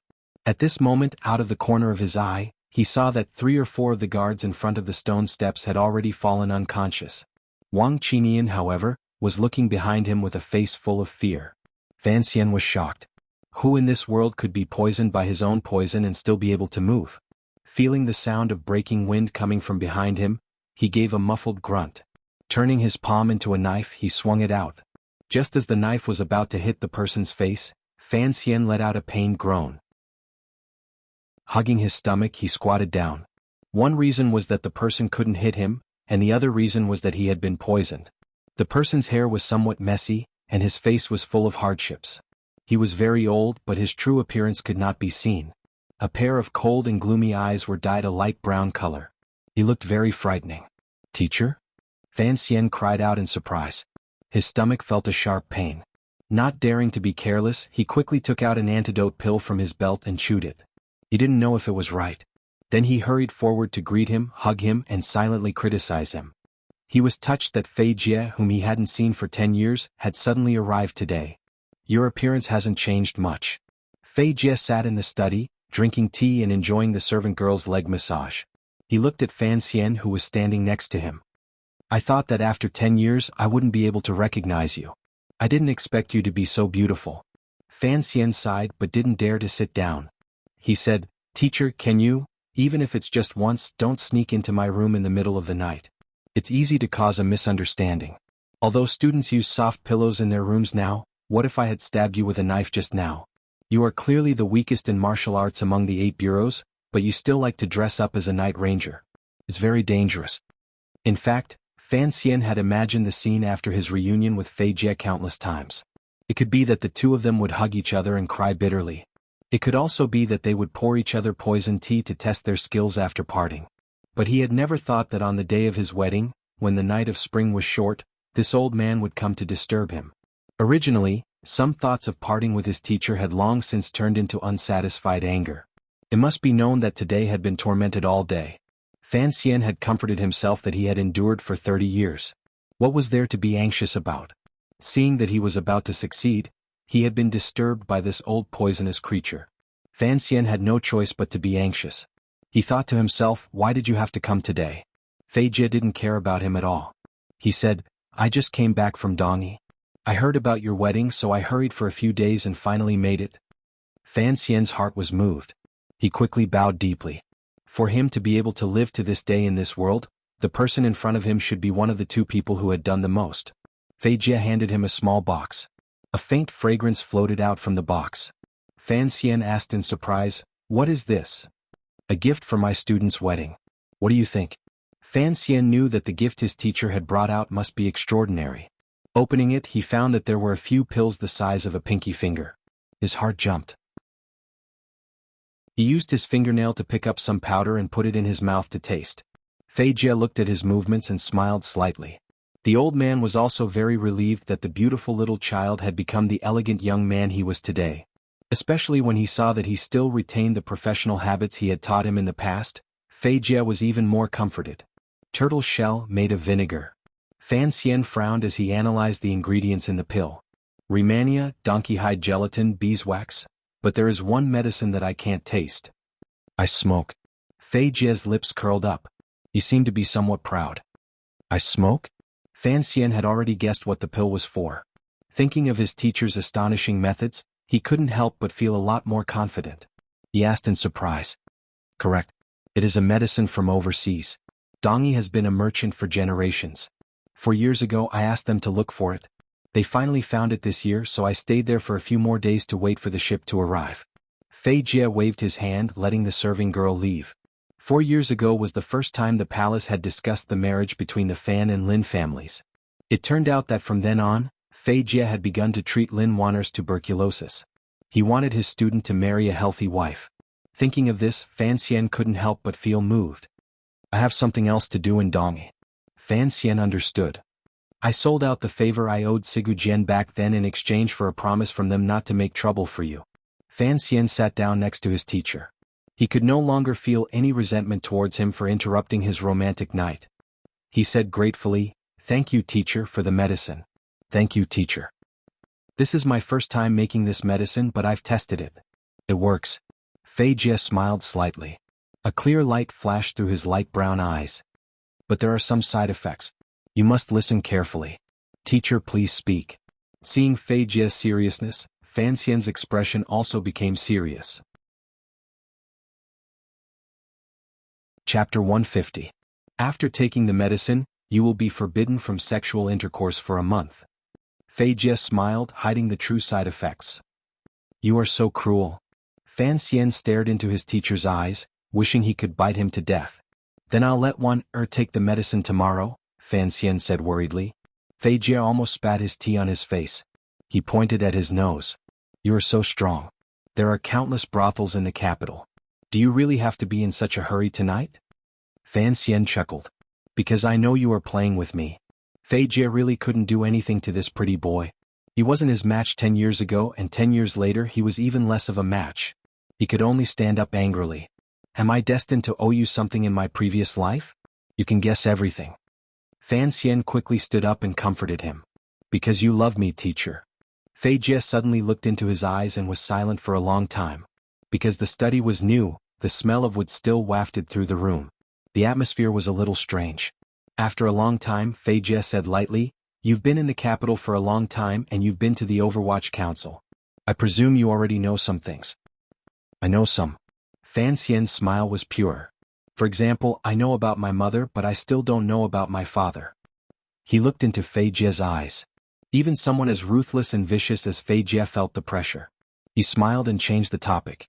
It was quite clever and Fan Xian couldn't press him any further. I presume you know that the lady established the Yi family with her left hand and the Overwatch Council with her right. Now both Count Sinan and the director want you to take over. It's just that Count Sinan wants you to take over the business of the palace treasury, and the director seems to want you to take over the Overwatch Council. Fan Xian shook his head. Teacher, the token you gave me back then was actually a commissioner token. Actually, once I understood what this token represented, I knew what might happen next. What is your opinion? My opinion is actually different from the director's. Fei Jie seemed a little depressed. The Overwatch Council is too close to the Emperor, and can easily be dragged into those terrible political struggles. Although the palace treasury is also a hot potato, it is easier to control than the Overwatch Council. Fan Xian nodded, but he smiled bitterly in his heart.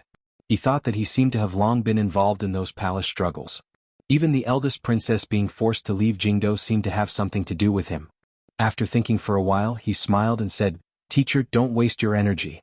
You must be tired from the journey, so stay in the manor for the time being. As for the future, let's not talk about whether or not I want to accept mother's inheritance.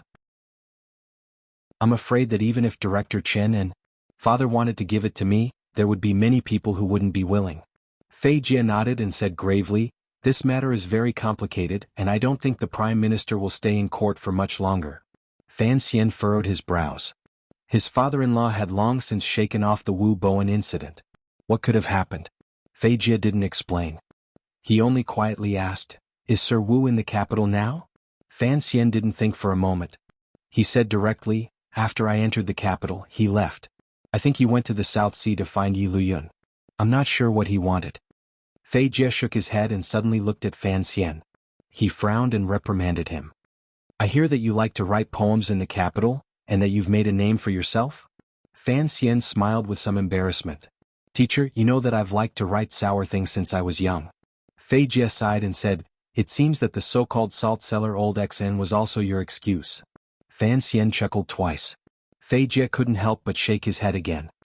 He looked at him and said, your mother used to be extremely talented, but she despised sour rotten people. After you entered the capital, you spent all your time pondering these petty tricks. If your mother could see you in heaven, wouldn't she be half dead with anger? Fan Xian shrugged. In his previous life, his mother was probably the most terrifying female science professor. Naturally, the path she took was different from his. Fei Jie refused Fan Xian's request to stay the night. He also had a house in the capital. As he prepared to leave, Fan Xian finally couldn't help but ask a question. Teacher, back then you, Qin Pingping and Uncle Wu Zhu were always with my mother, right? Yes. Did my mother get some medicine from you? What medicine? Fan Xian shook his head helplessly. Aphrodisiac or knockout drug. Fei Jie seemed to think of something. A strange expression appeared on his face. He smiled darkly. You've just gotten married and you already need these things? The next morning, magpies chirped incessantly on the branches.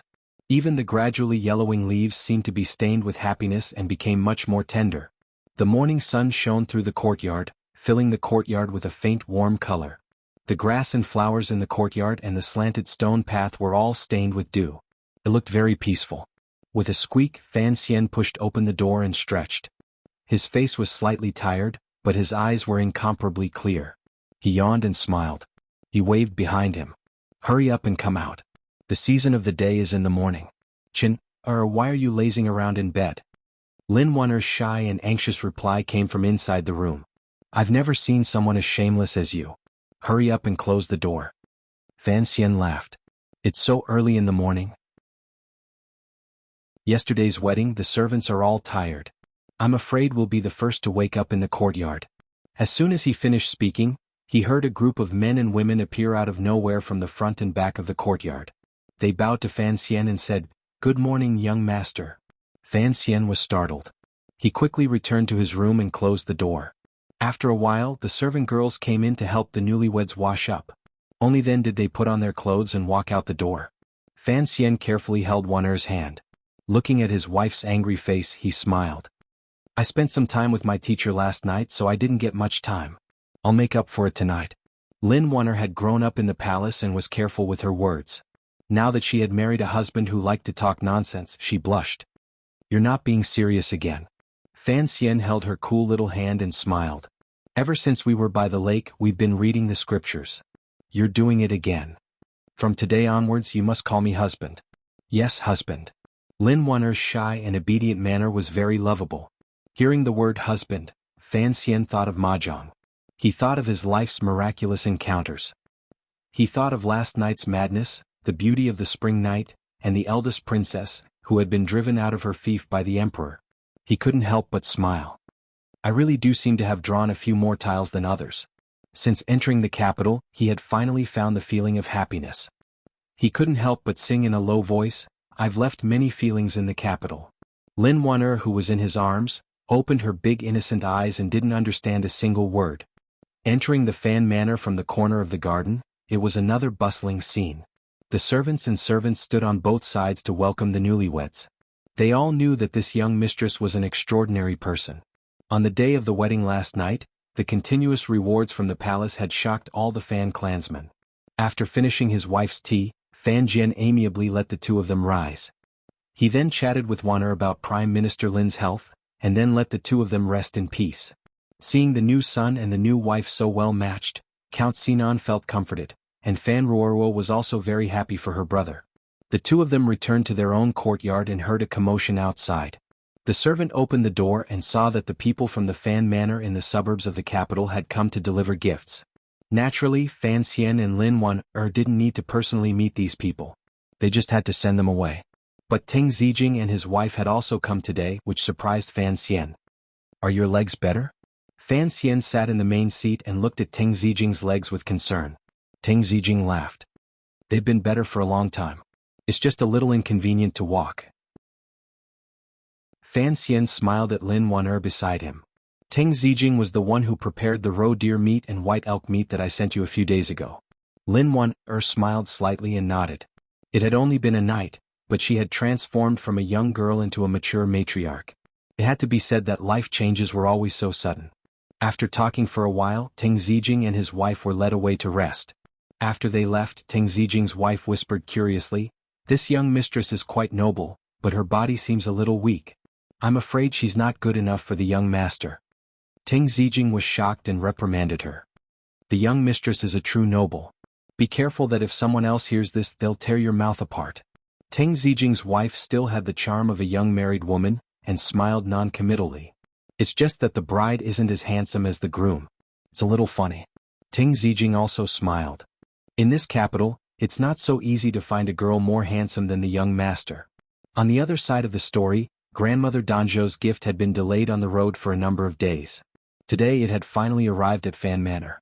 Fan Jian naturally went out to greet it, and he also had someone notify the young couple. Fan Xian was full of joy. Holding Wan'er's hand, he walked to the entrance of the courtyard. As they walked, he said, "Grandmother loves me the most. I wonder what she'll give us." When they reached the entrance of the manor, Fan Xian was stunned. He had never thought that grandmother would give him a wedding gift. Cece looked at the young master she had served for many years with a face full of joy. She had already bowed. "Greetings, young master." "Greetings, mistress."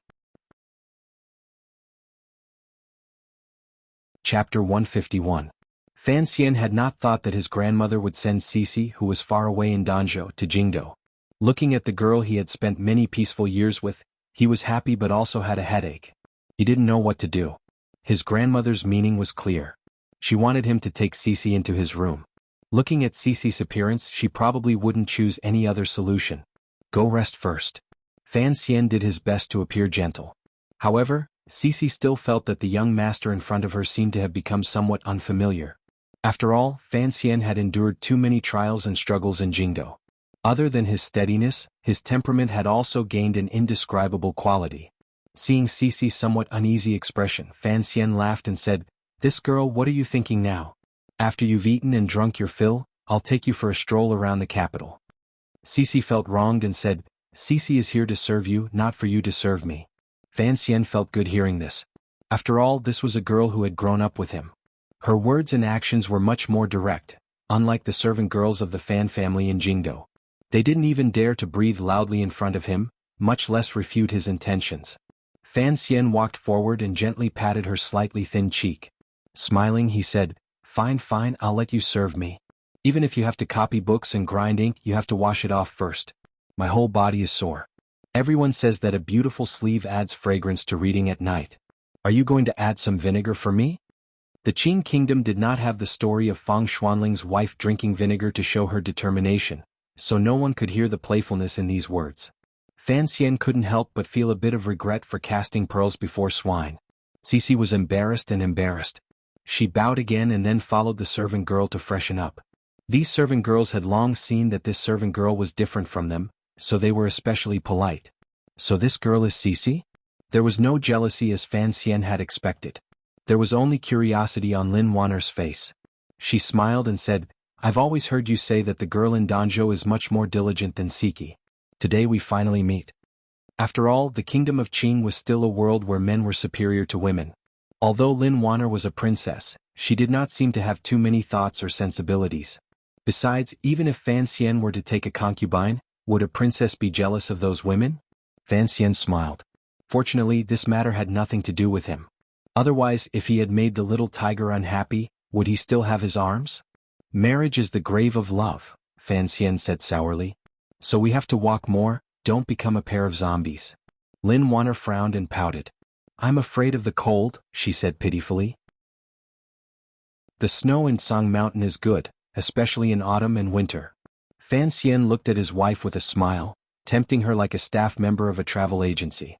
"Although the medicine my teacher gave you is very effective, and the imperial physicians were pleasantly surprised after taking your pulse, a high-altitude place will be very beneficial to your body." Lin Wan'er tilted her head and leaned against his chest. She gently rubbed against him and said softly, I still don't understand what altitude means. It means how much higher it is compared to the surface of the sea. Fan Xian felt this explanation was a bit awkward. I still don't understand, Lin Wanner said with a pained expression. Can we not go? I'm afraid of climbing mountains. I'm afraid of the cold. Fan Xian said unhappily, look at how round your face is now. There's no harm in exercising more. Lin Wanner suddenly struggled out of his arms and said with a pained expression, last night, you said you liked me to be a bit fatter. Fan Xian almost laughed but he still suppressed it and said seriously, turn off the lights. Of course being a bit fatter is good but looking at you during the day, it's better to be a bit thinner. Lin Wanner huffed angrily and rushed to walk in the corridor.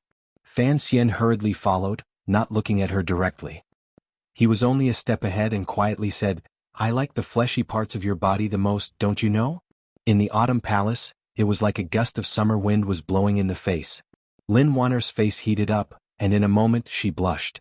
She took 2 steps forward and grabbed Fan Xian's hand. She lowered her head and said, there are so many people following behind us. Don't you feel ashamed? The 2 of them were in the palace, followed by a large group of old women, eunuchs and palace maids. But those people all had their heads down and were some distance away from Fan Xian and Lin Wanner. Presumably they hadn't heard what the young couple had said. Fan Xian's face was still facing forward. He smiled and said, my wife, you must learn from your husband how to do many earth-shattering things without changing your expression. There was a hidden meaning to this but Lin Wanner didn't understand. Today was the first time the 2 of them had entered the palace since their wedding. When the concubines saw Lin Wanner, they all hugged their sweethearts and called out to them, giving them gifts. Fan Xian didn't refuse any of them, but seeing how worried the concubines were for Lin Wanner, he couldn't help but feel a chill in his heart. This woman's family was from the royal family. If there was a conflict between the couple in the future, wouldn't he die without a burial? His Majesty the Emperor had 4 sons, the Crown Prince and the 3rd Prince. This proved that he was not a womanizer. Coincidentally, of all the concubines in the palace, none of them had given birth to a princess. So Lin Wanner, who had been raised in the palace, naturally became the concubine's favorite. Lin Wanner was used to the palace, so she wasn't as nervous as Fan Xian had been when he first entered the palace. Instead, it was as if she were playing in the back garden of her home. Fan Xian was affected by this, and the eldest princess whom he hated the most had now returned to her fiefdom, Xinyang. So he relaxed and followed her around the palace. Earlier, when he had met with the empress, Fan Xian had already brought up the matter of going to the Tsang Mountains for a vacation, and he had obtained the approval of the nobility in the palace. Unexpectedly, Wanner was a silly girl who was afraid of the cold. But Fan Xian had already made up his mind, especially after the new year, when the exchange of prisoners between the kingdom of Qing and northern Qi would officially begin. The Overwatch Council had sent word through Wang Qinian. It seemed that this matter had something to do with Fan Xian, so he needed a quiet place to deal with some matters and prepare some things. But it was a pity that when he entered the palace, he did not see his uncle, the emperor. Lin Wanner was a little disappointed. Fan Xian's calm face hid some other emotions. A procession of carriages set off from Fan Manor. Today, Prime Minister Lin had also come to see off his beloved daughter, so the scene seemed even more grand. The pedestrians on the street were also pointing at the procession. After all, a few days ago the Fan and Lin families had united by marriage, and the wedding scene had shocked half the capital. Who would have thought that in just a few days the immortal poet of the Fan family would cause such a ruckus? Why are you leaving the capital so soon after getting married? An old man in the crowd frowned, his hands behind his back. Young people these days, relying on their family's wealth and power, only know how to play around. I heard that Master Fan is also a professor at the Imperial College. Why are you going to the Tsang Mountains? Look, don't you understand? A young man next to him laughed. Master Fan is going on a honeymoon. He has to specifically pick a secluded place. What is a honeymoon? A sister-in-law was interested. It means that life is as sweet as honey. Another poor man who was obviously related to Fan Manor laughed mockingly. You don't even know that? It's a new phrase invented by Master Fan. The sister-in-law was angry. That's a weird phrase. What's there to know? Besides, what honeymoon? If you want to pick a secluded place to stay for a few days, then don't you understand? Isn't it just for the sake of peace, happiness, and having a fat boy? Sitting in the carriage leaving the capital, on his left was Lin Wanner, who was curled up in her fur coat like a cat. She looked at Fan Xian with a smile in her eyes that were like spring water. On his left was the gentle and courteous Fan Ruoruo, who was currently peeling an orange, carefully picking the white strands from the flesh, and then putting the pieces into Fan Xian's mouth. Fan Xian half closed his eyes. Out of the corner of his eye, he glanced at Lin Wanner's expression. He couldn't help but frown. It's only autumn. Why are you so afraid of the cold? Lin Wanner giggled and climbed up. She moved closer to him and opened her mouth. Fan Xian's heart trembled.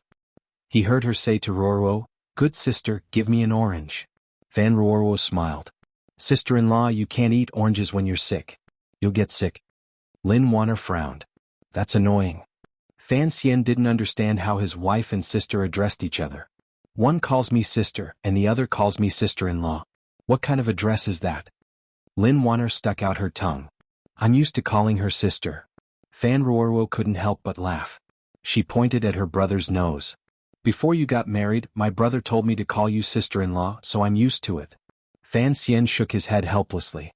The carriage was warm, and after leaving the capital, it was easy to get sleepy. Lin Wanner leaned on Fan Xian's shoulder, and Ruoruo rested against the carriage wall. The carriage suddenly shook, waking Wanner from her sleep. She rubbed her eyes and asked, "Are we there yet? How could we be so fast?" Fan Xian smiled and shook his head. Although the villa in the Tsang Mountains can't compare to the one in the palace, it's still halfway up the mountain.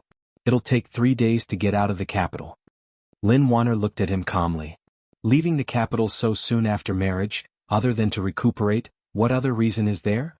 Fan Xian knew he couldn't hide this from her, and he didn't want to hide it. He smiled.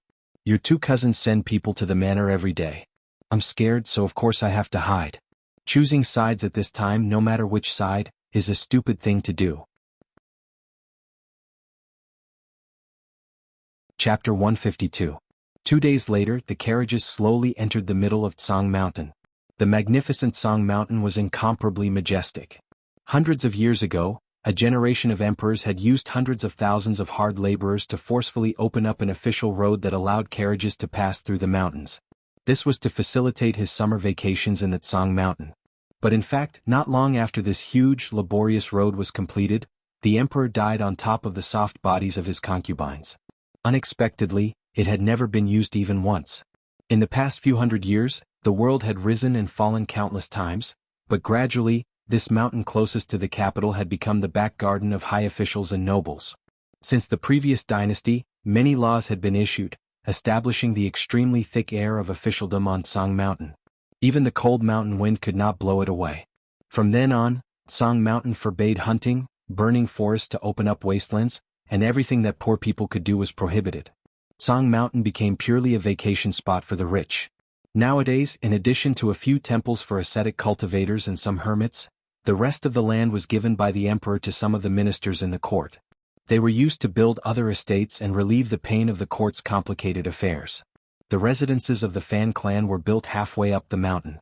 It was a good place bestowed by the previous emperor half a year before his death. The surroundings were very quiet. In front of the villa was a clear stream. The red leaves that fell from the mountain peak floated down from this clear stream. The stream was dotted with yellow flowers, and inside the villa was quiet. In this cold autumn, the shadows of wild geese were sparse in the sky, and it was indescribably lonely. After Fan Xian and his group arrived, the villa immediately became lively. Early on, the servants had tidied up the villa. Because they did not know how long the young master, mistress, and mistress planned to stay here, Fan Manor had prepared a lot of dried game. They had even sent 3 singing girls to the mountain to sing every day. Who knew how many little squirrels that had been storing food for the winter were scared away? What a good place. There were servants who went to arrange the rooms. Fan Xian strolled to the front of the villa. Not far below his feet, there were clouds floating lightly. The thin mountain and green forest in the distance were particularly clear. He could not help but sigh. Lin Wanner gently leaned against his side and smiled. It really is good. When I was a child, I lived in Tsang Mountain for a while. It was not as quiet as your family's villa. This is our home. Fan Xian corrected. He then lovingly tied up his wife's collar. The cold air on the mountain was heavy. He was worried that she would catch a cold before her body recovered. Lin Wanner giggled and said, I know, husband. For the next few days, the young men and women passed their days in the quiet mountains. It was as if they didn't know how long the world was in peace and happiness. Fan Xian had not seen this kind of life for many days, so he seemed to enjoy it very much.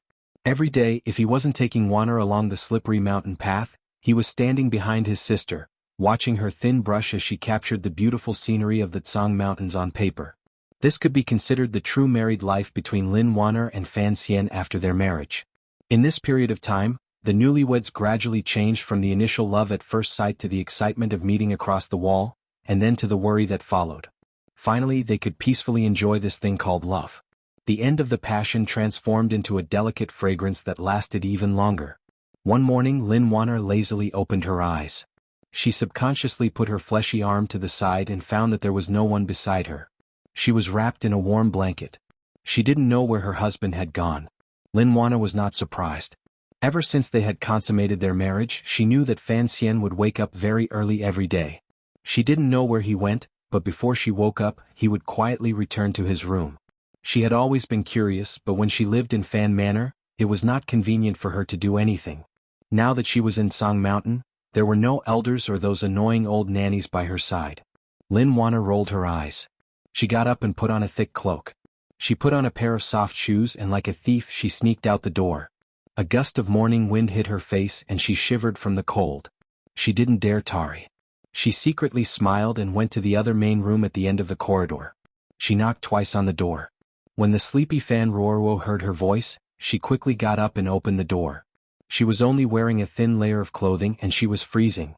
She rubbed her hands and said, "Sister-in-law, so early?" After Lin Wanner arrived at Song Mountain, the little mischief that had always been hidden under her shy and cute temperament finally came out. She stuck out her tongue, hugged Ruoruo's waist and pulled her into the warm quilt. She let out a very comfortable sigh. Fan Ruoruo wasn't used to sleeping in the same bed as someone else, so she felt a little strange. But this little sister-in-law was very affectionate. She hugged Ruoruo and put her face next to hers. She quietly asked, "Do you know what your brother does every day when it's not bright?" Fan Ruoruo felt her sister-in-law's cold hand on her waist. She thought that if her brother saw this, he would be heartbroken. She quickly grabbed her hand to warm it. She said in a bad mood, "You are a couple. Why are you asking me?" Lin Wanner laughed and said, "That brother of yours is always so mysterious. Let's not talk about this. Let's talk about every night when we are talking and playing chess in the room. Where does he go? Aren't you curious?" Hearing her sister-in-law say this, Ruoruo, who had a calm temperament, couldn't help but feel a little confused. She knew that her brother practiced every morning, but these past few nights, her brother had disappeared for a period of time. She really didn't know what he was doing. In the morning he practices martial arts. At night? I don't know. I'll ask him. Lin Wanner was curious. Practice martial arts? What kind of martial arts? Can we go take a look? Sister-in-law, you're so curious. Of course.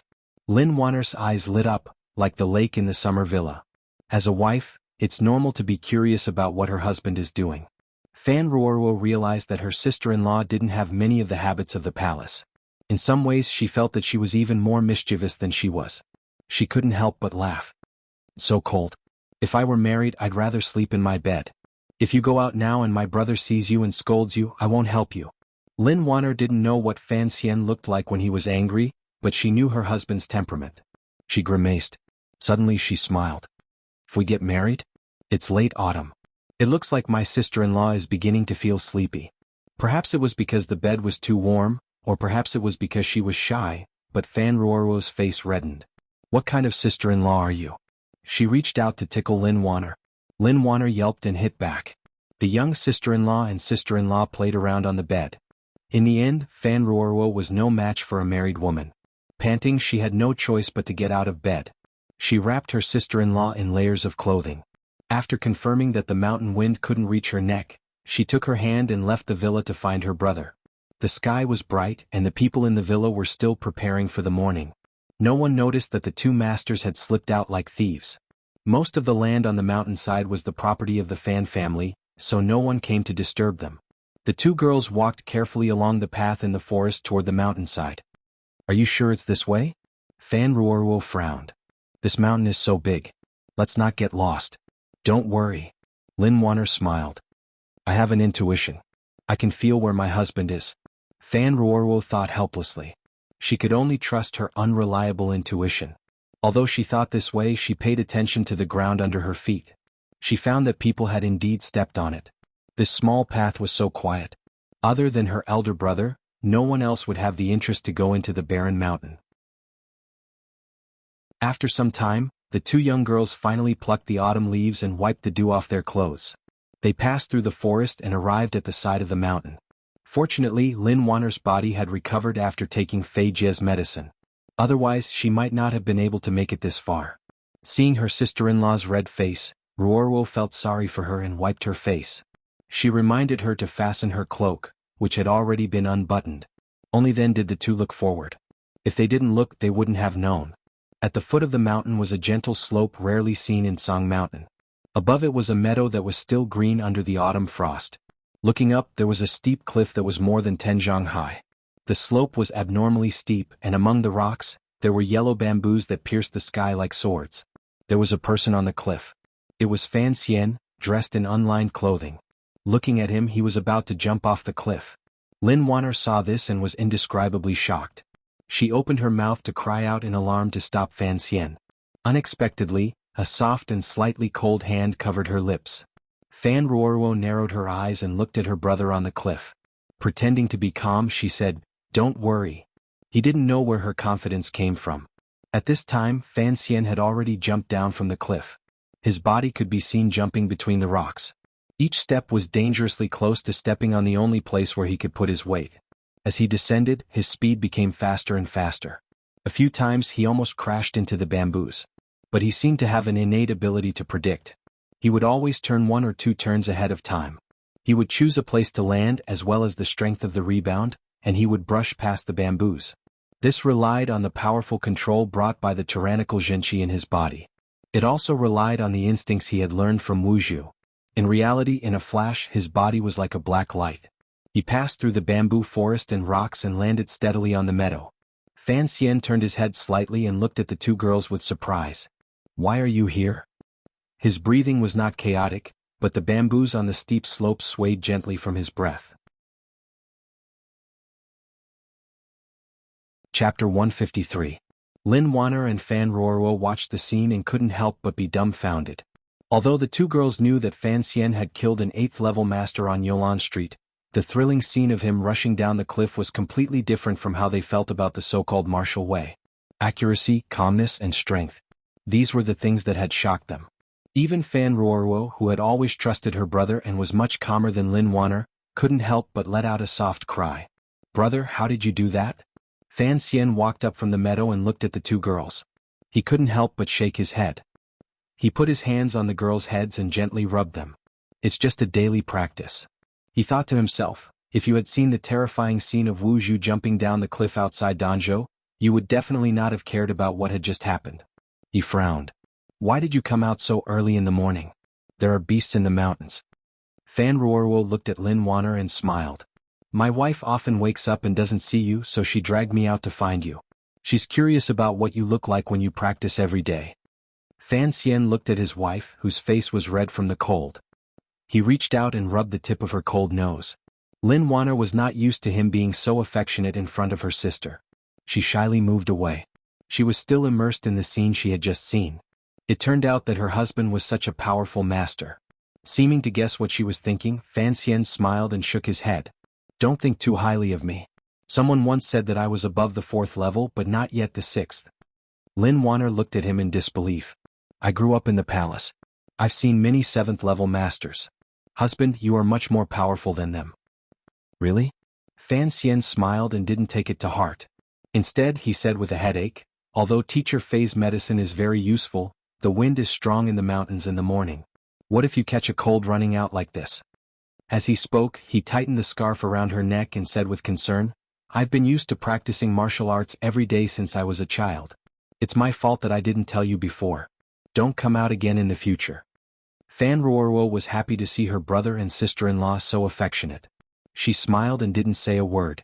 Unexpectedly, Fan Xian turned his head and coldly said, "Ruoruo, you too." Seeing that her brother was angry, she panicked and her eyes became misty. In a low voice she said, "Sister is wrong. In the future I will." She was about to say that she would take good care of her sister-in-law, but Lin Wanner was also anxious to defend her. She was the one who dragged her out. Fan Xian rubbed her frozen ear and warmly said, "Your sister-in-law's health is not good. How much better can your health be? If you freeze yourself, how will you get married in the future?"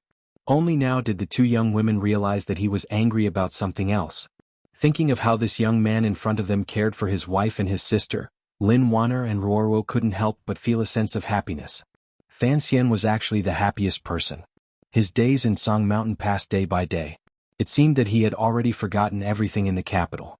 Every once in a while, Count Sinan would send a secret letter to him, and Wang Qinian would report to him through Fan Xian's own channels. The capital was calm. The only major movement was that Yan Xiaoyi, the commander of the palace who had shot Fan Xian with an arrow, had been transferred north to take up the post of commandant of the Godly Will Army of Xubei. Although it was only a transfer of rank, it had to be said that the emperor had given Yan Xiaoyi a warning. The peace treaty between the kingdom of Qing and northern Qi had come into effect last month, so the Godly Will Army of Xubei was no longer of use. Although he was the commandant of the north, Yan Xiaoyi couldn't do much in the current situation. He was probably very depressed. Fan Xian looked at Wang Qinian's letter and frowned slightly. Everyone knew that Yan Xiaoyi's sudden rise to power was partly due to his superior 9th-level martial prowess, and partly due to the eldest princess's help. If the emperor in the palace wanted to get rid of the eldest princess, he would certainly keep Yan Xiaoyi in the capital so that the Overwatch Council could keep an eye on him. In the worst-case scenario, Yan Xiaoyi could be promoted to the Bureau of Military Affairs and promoted to a civil position. There was absolutely no reason for him to be transferred north to take charge of the army. Fan Xian lightly knocked on the table twice and shook his head. He understood what was going on. It seemed that the emperor still had no intention of making a move. This was only a warning to another power in the court. It seemed that the capital would be much safer. But how could a ruler who had been on the throne for more than 10 years allow someone else to safely rise? If he used the power of the emperor, the power of the Overwatch Council, and the loyalty of the Yi family, it would be very easy to kill the eldest princess and the hidden prince in one fell swoop. Fan Xian still couldn't understand this. He didn't know what the emperor was relying on to be so bold, to look at the other side so carefreely, and not to make the first move. Since he had confirmed that Jingdo was safe, Fan Xian's mood relaxed. However, he also felt a bit of regret. Starting the War of Leaflets in Jingdo was a choice he had no choice because he was not as powerful as the emperor, so he didn't dare wait. However, he had helplessly eased the situation. He and the eldest princess had a fight over the palace treasury. Originally it was not a big deal. Later, the two sides had secretly exchanged blows a few times, and Fan Xian had always taken advantage. Given the eldest princess's personality, once she turned the tables, she would certainly not let him go. If the emperor continued to play this seemingly dangerous game, how should he deal with it? Killing the eldest princess seemed to be a very wise path, but it also involved many problems. First, could Wu Zhu guarantee that after he killed her, he would not leave any traces? This kind of brazen challenge to the dignity of the royal family was probably something that the emperor would not be able to tolerate. Second, the eldest princess was, after all, his wife's mother. If she actually died by his hand and Lin Wanner found out about this, how would the husband and wife get along? After all, the death of his second brother-in-law was already like a thorn in Fan Xian's heart. Most importantly, Fan Xian and Wu Zhu did not have the confidence to kill the eldest princess. She had already returned to the fief of Xinyang, and they had no idea how many aces were there. As for the gun in his hand, Fan Xian did not dare use it. He was worried that the nobles in the capital would associate it with the deaths of the two princes and think of the name Yi Qingmei. Fan Xian glanced out the window. It was early in the morning on Song Mountain. Tonight, there were already light snowflakes drifting down from the sky, making the mountain manor exceptionally plain and clean. He sighed, burned the letter from his father and Wang Qinian, and then walked out. After that rainy autumn night, he had already made the decision to bury the matter of his mother in his heart until one day, when he could truly control the situation. In the middle of the corridor, a fire was lit in the central room, and it was as warm as spring. Lin Wanner and Fan Ruoruo were playing a game of mahjong with 3 singing girls sent from the manor. There was an extra person on the side to help out. Fan Xian smiled as he walked in. The 3 girls hurriedly rose and bowed. The servant girl who was making the bed in the inner room also hurried out to greet the young master. Fan Xian waved his hand, indicating for them to continue. He then sat down between Fan Ruoruo and Lin Wanner. He smiled. If Xia came, I bet you would all be crying. Lin Wanner smiled. We played once in the manor. I didn't lose anything. Fan Xian did not believe that with Xija's perverted and stubborn calculating abilities, he would not be able to beat his lovely wife. Fan Ruoruo smiled to the side. Xija did not lie. That night, Xija only won 2 strings of money from her. Fan Xian's eyes brightened. He looked at Wan Er. I didn't expect Wan Er to be so amazing. There's nothing going on in the palace all day. The ladies all like to play mahjong. Lin Wan Er smiled mischievously. You know, when it comes to calculating, the women in the palace are all shrewd. Naturally, it's the same when it comes to playing mahjong. I've lived in the palace for so many years, of course I'm a bit better. Fan Xian smiled bitterly. I see. The other servants in the manor were all drinking and chatting in the side courtyard. Fan Xian walked out, stepping on the snowflakes on the bluestone pavement. Behind him was the dim light, and he could hear the faint sound of mahjong tiles falling to the ground, and the excited cries of girls. He suddenly remembered that Stephen Chow had a similar scene in Tang Bohu's Autumn Fragrance. But Stephen Chow was miserable and Fan Xian was happy. That was the difference. Wan Er and Ruoruo both knew that he went out every night, but after seeing the scene of him practicing martial arts that day, they obediently did not ask again. They just tacitly agreed to this fact. Walking out into the snow, Fan Xian stepped on a secret path and went straight into the depths of the bamboo forest. At the edge of the plum cliff, he stopped. This was the most secluded corner of the Tsang Mountains. Fan Xian casually stretched out his hand. Wu Zhu's hand seemed to reach out from the heavens, and he grasped Fan Xian's hand. Their hands intertwined and Fan Xian's body swung up to the peak. The view was wide, but it was not easy for others to see that he was there. The Tsang Mountains were quiet and beautiful under the moonlight on a snowy night. Fan Xian took the cold, black metal object that Wu Zhu handed him. He lay on the ground and began to aim at the rocks in the snow. Chapter 154. After an indeterminable amount of time, Fan Xian climbed out of the snow. His movements were slow, as if he had not yet shaken off his earlier emotions. This fire stick was well protected. He had spent a lot of time putting the 3 parts back together. He found that all the parts were in good condition. Even the optical sight was perfect. Only now did Fan Xian realize how stupid it was for him to kick the box twice. He was a military illiterate, so it took him many days just to familiarize himself with the weapon in his hands. After he actually started training, he found that there was always a big gap between ideals and reality. When you found the sun shining into your dreams, you suddenly realized that dreams were fake. How to measure the distance, how to aim, and how to ensure smooth movement were not things that the people of this world could know. Fan Xian had no teacher, so he could only slowly figure it out himself. The further he aimed, the harder it was to hit the target. As for calculating the influence of the wind and measuring the distance, these were even more difficult problems. Fortunately, there were many special qualities in his body that made up for these shortcomings. First of all, he was very calm, with a calmness that was similar to Wu Zhu's. Second, he was very stable. The nameless tyrannical Zhenqi kept his body in a very balanced state. Most importantly, he was very patient. He had the patience of a hunter. This was thanks to the encounters in his previous life and the afternoon nap in this life. As long as the energy in his body could keep up, Fan Xian believed that he could hide in one place and not move for a whole day. After climbing out of the snow, he felt that his body was a bit frozen. He slowly activated the Zhenqi in his body to ease the numbness in his limbs. He then looked at Wu Zhu, who was standing like a flagpole beside him. He shook his head. If my opponent was Yan Xiaoyi, I can't guarantee that before I hit him, I wouldn't be killed by his arrows. Wu Zhu coldly said, "You don't have to use this." Fan Xian didn't quite understand what he meant. Holding the sniper rifle, he sat in the snow and frowned. In reality, I know that my strength is between the upper 8th and lower 9th levels. Uncle always hid it from me in the past because he didn't want me to be careless.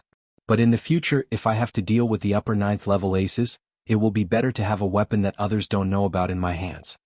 Wu Zhu said, "In my opinion, you are still only at the level of the 7th level." Fan Xian laughed self-mockingly. "Then I can still kill Qing Jushu and exchange blows with Gong Dian."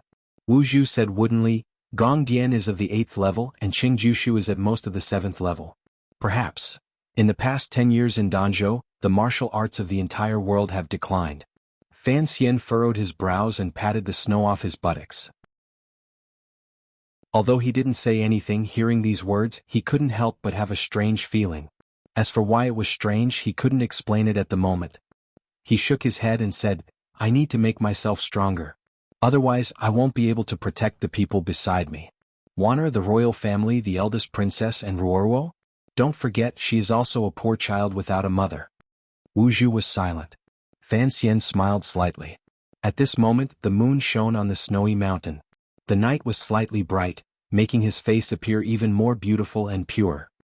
He watched as a few snow seeds landed on the black cloth covering Wuxia's eyes. For some reason his heart jumped, and he did something that he had never dared to do in his entire life.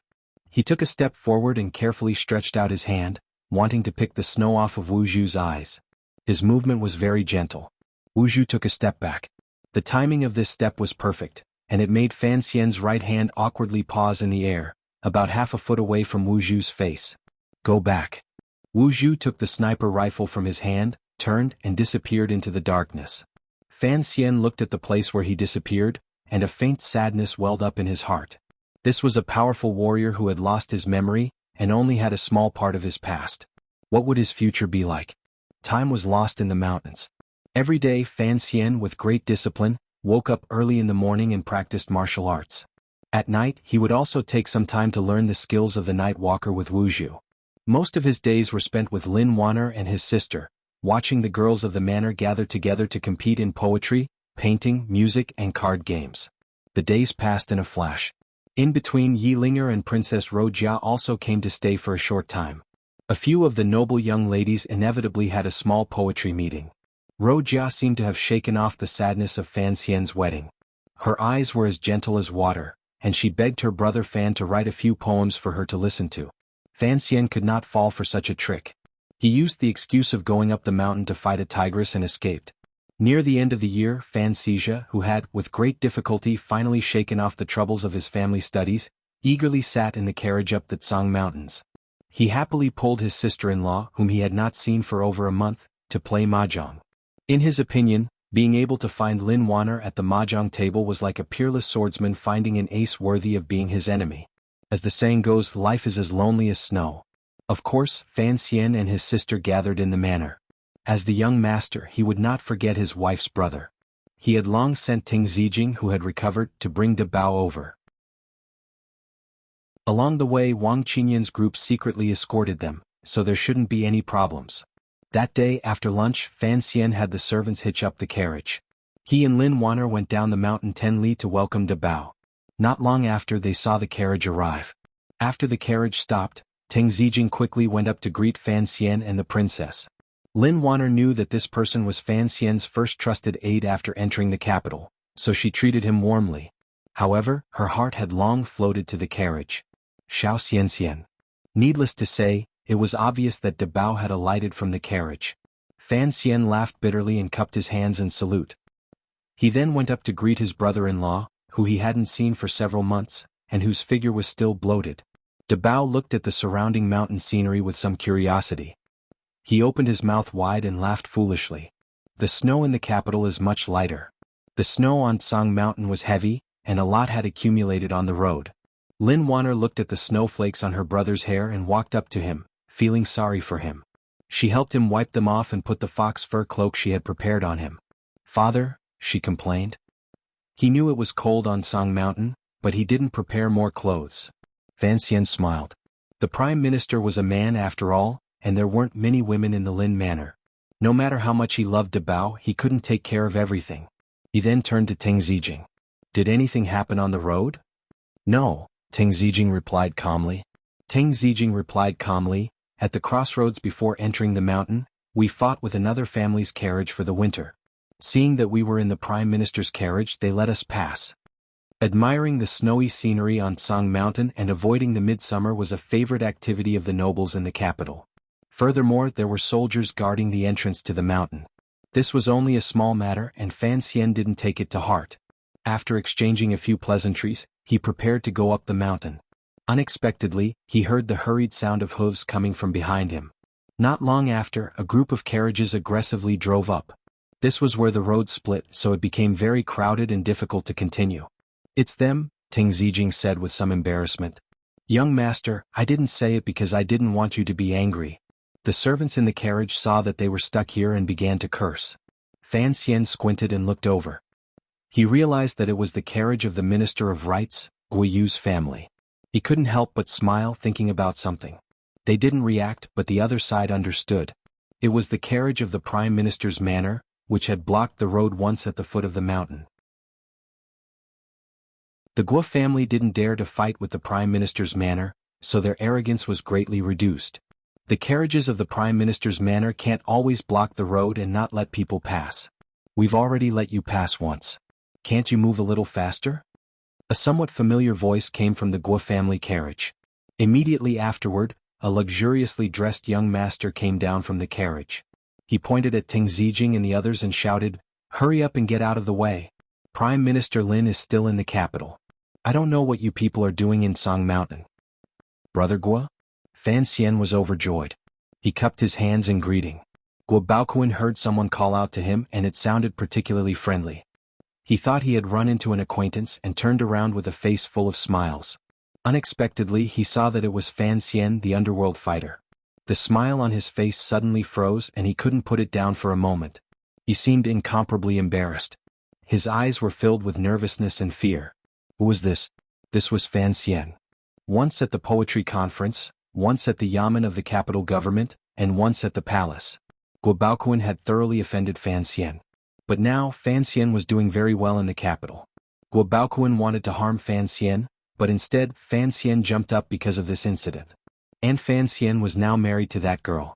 The extravagance of the wedding made Guo Baoquan realize that he had 8 lifetimes worth of bad luck. He only hoped that he would never run into Fan Xian again. How could he have known that today would be such a coincidence? Fan Xian looked at Guo Baoquan and secretly sighed in admiration. This person's luck was so bad that it made even the gods mourn. How did he end up running into Fan Xian again? Watching the Guo family carriage speed down the mountain like a dozen rabbits, Fan Xian rubbed his wrists. Lin Wanner walked over and said in a low voice, "Why did you drive him down the mountain for no reason? Although he is only a palace, he is still a close official of the crown prince. In the future he will enter the cabinet. Besides, Song Mountain doesn't belong to Fan, to our family. If others find out, they will say that we are too overbearing. I didn't drive him down the mountain." Hearing his wife change her mind so quickly, a strange smile appeared on Fan Xian's beautiful face. "I just said that I would go drink tea with him in the middle of the night. Who knew that he would run away?" Lin Wanner heard him speak so gently and couldn't help but laugh. "Well, everyone in the capital knows that you are an underground boxer. Guo Baoquan is guilty of going to see him in the middle of the night. Of course he will run. He is not as famous as you are and his fists are not as big as yours. What else can he do but run?" Fan Xian laughed. "I sympathize with him too." Chapter 49. Ting Zijing brought another letter. In it, Count Sinan Fan appeared to be deeply worried. It seemed that something had happened in the court that worried him. But judging from the words, it had nothing to do with the eldest princess. Fan Xian frowned. What could it be? When he opened Wang Qinyan's letter and compared the contents of the 2 pieces of paper, the situation became clear. Business, government, and now the council. How long will this process take? Fan Xian looked out the window at the dark, snowy sky and shook his head with a bitter smile. He knew that the mission to Northern Qi would eventually fall to him, the deputy envoy. On one hand, it was because he had made a scene in the palace after drinking. Even if he hid in the Tsang Mountains, it would not be enough to calm the lake. On the other hand, Qin Pingping, whom he had never met, was his mother's close comrade. It was clear that he wanted him to take over the Overwatch Council. Fei Jie had confirmed this. And if he wanted to take over the Overwatch Council, it would be even more difficult than being the Prime Minister. He could not rely on his family background and a bit of fame to intimidate the thousands of secret agents in the hospital. The Overwatch Council was not like the ordinary yamen of the 6 ministries. Those without ability could only muddle along for a while. They could not control it forever. The Overwatch Council was the secret agency that the Emperor relied on most, and what it needed most was stability. So Qin Pingping had given him this mission. If he could successfully rescue Yan Bingyun, then he could win Yan Ruohai's favor in one fell swoop. And when Master Yan returned to the capital, he would immediately take over. With Fei Jie and Qin Pingping's secret arrangements, he could gain the support of at least half the leaders. The problem was that his father, Fan Jian, only wanted him to safely take over the palace treasury and be a rich man. Fan Xian knew that he did not have much of a say in how to choose between the two. It all depended on what the Emperor thought. Thinking of the Emperor, Fan Xian's frown deepened. If he really did gradually take over the Overwatch Council, it would only prove one of his terrifying conjectures. Going on a diplomatic mission to Northern Qi was a golden opportunity. But Fan Xian knew that if he was only brass, no matter how much he was plated, he could not become gold. Although he still did not know the most dangerous part of the Overwatch Council's plan, he could guess that this trip north would be very unusual. Outside the window, the wind and snow intertwined. At the end of the long corridor, there was a faint sound of laughter and a fiery red light. In this snowy night, it made one feel incomparably warm. Fan Xian put the 2 letters in his palm. Without changing his expression, he crushed them into powder, opened the window and threw them into the snow. The powder mixed with the powder and snow and could no longer be found. Outside, the night wind blew in, chilling his face. The candles in the room dimmed, then grew brighter. Hurry up and close the window. It's freezing. Wanner, who had gone to bed early, pitifully stuck half her face out from under the blankets. Her mouth and nose were hidden under the warm blankets. She looked at Fan Xian with a pair of eyes that could speak. Hurry up and go to sleep. Let them do whatever they want. I'm a good boy, don't worry. Fan Xian smiled and walked to the side of the bed. Very naturally, he put his hand under the blankets and gently caressed his wife's full chest. His mouth said something else. De Bao is a good boy, but you have to know that our good brother of ours. If we don't do anything, he might take De Bao to the mountains to catch bears again tomorrow. It had been a long time since the wedding, but Lin Wanner still had not gotten used to her husband's wolfish hands that reached out to her at any time. Her face was bright red, and her eyes seemed to be dripping water. She turned her hand and grabbed the pair of hands on her chest. Naughty again, she said. My wife called me to sleep. How could I dare to be naughty? Fan Xian chuckled and flipped his hand. The candles were immediately extinguished, leaving only a quiet room and a couple. After a series of rustling sounds of clothes being undressed, Fan Xian took off all but a single shirt and put it on under the blankets. Lin Wanner felt the coldness of his body and couldn't help but shiver. She said, You go to bed so late every night. I don't know why you're sitting at the table. Is this a grudge? Fan Xian teased his little wife. Wanner was not yet 16. In his previous life, she was a little girl who was treasured by her parents. Now she was his wife. Every night he would make love to her. He didn't know if she could bear it. As he thought this, his palm involuntarily began to rub Wanner's soft chest. Separated by the smooth silk shirt, this kind of rich, smooth and beautiful feeling made him feel incomparably comfortable. Lin Wanner quietly made a sound of agreement and leaned into his embrace. Fan Xian lowered his head and kissed her fleshy lips. Their bodies slowly rubbed against each other. The temperature in the room seemed to rise. Both of their bodies were slightly hot. The clouds dispersed, the rain stopped, and the fog dissipated. Flowers bloomed and closed. Outside the window, the wind and snow continued to fall. Inside the blankets, it was as warm as spring. Wanner, sleepy and weak, shyly lowered her head and burrowed into Fan Xian's embrace. Fan Xian looked at his wife with heartache. He couldn't help but use his finger to gently touch Wanner's lips. For some reason he thought of the chicken leg in the temple. Your hands are not clean. Wanner turned her head away, embarrassed and angry. Fan Xian smiled gently. How is it not clean? Our good Wanner's body is clean. Lin Wanner was afraid that her husband would say something even more embarrassing. She quickly changed the subject. Are we going to Northern Qi or not?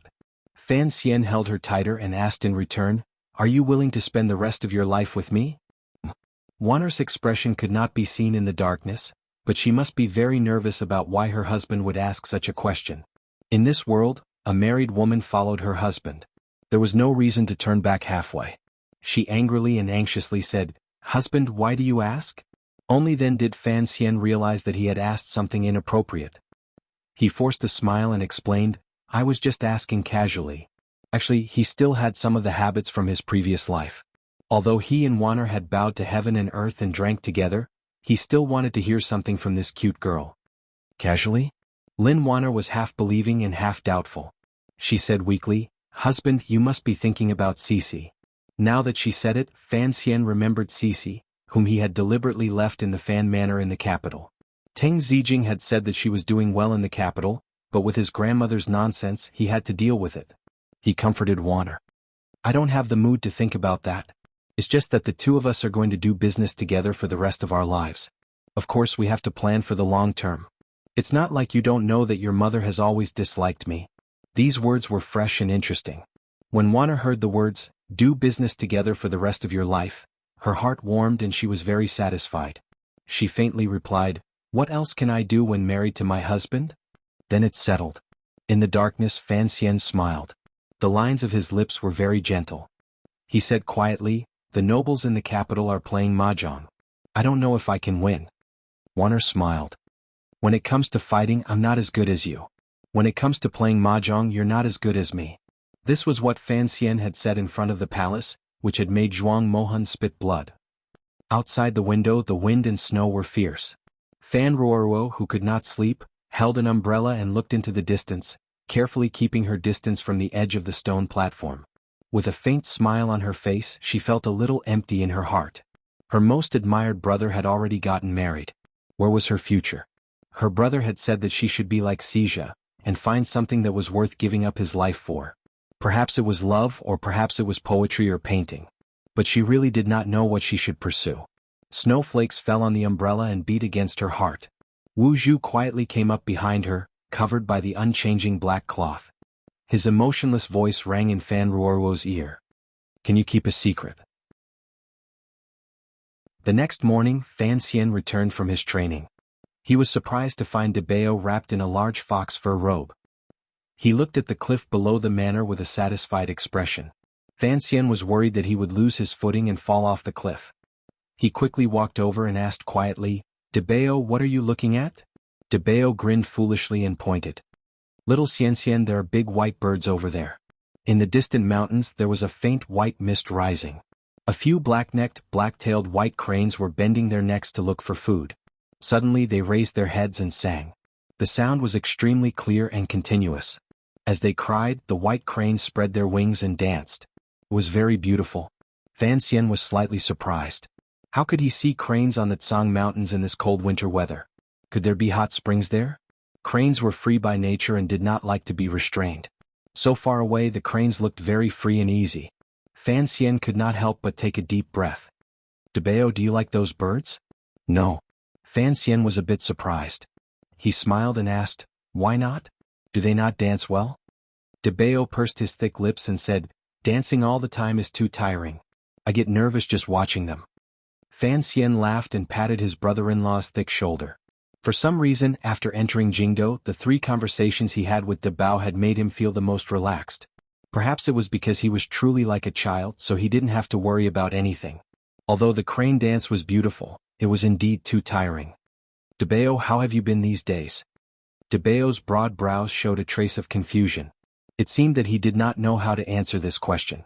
But he still tried very hard to answer clearly. He stammered, pretty good, playing mahjong, little fatty throwing a tantrum, pretty fun." Fan Xian chuckled. He looked at the thick snow forest below the bluestone plain, the distant mist and the white cranes in the mist. He was silent for a long time.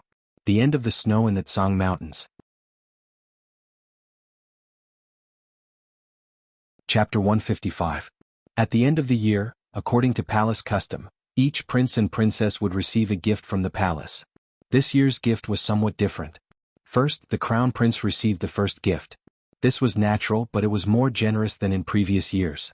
There was also a book personally written by the emperor. Secondly, the second prince's reward was also of a higher level. The great prince, who was far away at the border, received a bow and arrows as a gift. Most importantly, along with this bow was an imperial edict, announcing that when the grass grew at the end of summer, he would return to the capital to be conferred the title of prince. The officials in the capital were confused. They did not know what the emperor was thinking. It seemed that the crown prince's position was still incomparably stable. So why was the great prince summoned back? This prince had been leading troops for many years. Although he was not the legitimate son, he was the eldest son. If he returned to the capital, the situation in the water would be somewhat unstable. Among the rewards from the palace, there was an edict that attracted attention. It was sent to Fan Xian, a 5th-level official of the Imperial College, who was hiding in the Tsang Mountains. The emperor had actually rewarded him according to the etiquette of a prince consort. The officials guessed that this was for the sake of Miss Lin. There was a lot of activity at the end of the year. The families of the officials and gentry often exchanged gifts. Those who were familiar with each other would also personally visit. There were also 2 groups of messengers who brought generous gifts to the Tsang Mountains. These gifts came from the crown prince's palace and the second prince's manor. Everyone thought that once the civil service examinations were over, Fan Xian would be hindered by his status as the prince consort of the princess, and it would be difficult for him to rise in the officialdom. The emperor would then order him to take over the palace treasury. So the crown prince and the second prince had to hurry up and increase their efforts to win him over before this happened. They did this very discreetly, and they believed that the messengers who brought the gifts would not be discovered. What did the second prince bring? The emperor of the kingdom of Qing leaned against a soft couch, wrapped in a large black robe. His face was calm, and a few wrinkles were particularly obvious on his well-maintained face. His eyes quietly stared at the snowflakes that were as big as goose feathers outside his study. Chen Pingping coughed twice and tightened the blanket on his knees. He respectfully replied, "It's a poetry collection from the previous dynasty." The emperor smiled slightly, but there was a trace of mockery at the corner of his lips. "My second son likes to write sour poems, but he thinks everyone in the world is like him." Fan Xian casually wrote a poem, and it surpassed countless poets of the previous dynasty. "This gift is too of a gift." He then asked, "What did the crown prince bring?" "A box of jade-green mahjong tiles." Qin Pingping rubbed his smooth chin and followed the emperor's gaze to the large patch of flat snow in the royal palace. He narrowed his eyes slightly. "Fan Xian likes it very much." "Fan Xian," the emperor said quietly. "Emperor." His Majesty said in a low voice, "The crown prince's gift is brilliant. I wonder who in the Eastern Palace came up with the idea." "Xian princes of the Xian. Of Qin of the emperor of the of. Of the emperor of the emperor to. Qin of the prince. Of the Qin of the dynasty, of the emperor. The emperor, the emperor of the prince." Qin Pingping carefully replied, "With a caring Fan Xian by my side to take care of me, I should be happier than in the palace." "No one in the palace can truly be happy," the emperor said with a smile. "Have you really decided to send Fan Xian to northern Qi?" Qin Pingping sat in his wheelchair and still lowered his head with great difficulty. He bowed and said, "Yes. Since your Majesty has agreed to my suggestion, then I will begin to make arrangements. If Fan Xian does not do something for the council, it will be difficult for him to truly control the council and serve your Majesty." The atmosphere between the two of them suddenly became cold and silent. The emperor looked coldly at Qin Pingping's head. A moment later he faintly said, "Don't forget he is of royal blood. How can he take such a risk?" After a long silence, Qin Pingping forced a smile with some difficulty and insisted on his own opinion. "Master, the problem is that he will never be able to become a member of the royal family. As master's subordinate, I want to find a safe future for him." He paused and then said, "If he takes over the palace treasury, he will certainly become a target for the princes. Master, I do not wish to see such a situation. It would be better to let him go out and lie low for a while. Hiding in the Tsang Mountains all the time is not a good idea." The emperor looked coldly at the cripple in front of him. In the eyes of the officials, he was like an old dog, but how long had it been since he had heard the word master come out of his mouth? "Approved." The emperor slowly closed his eyes. It seemed that in that moment, the wind and snow in the palace had disappeared without a trace. Qin Pingping sat quietly in his wheelchair and waited for a long time. Finally, he heard the emperor's next words.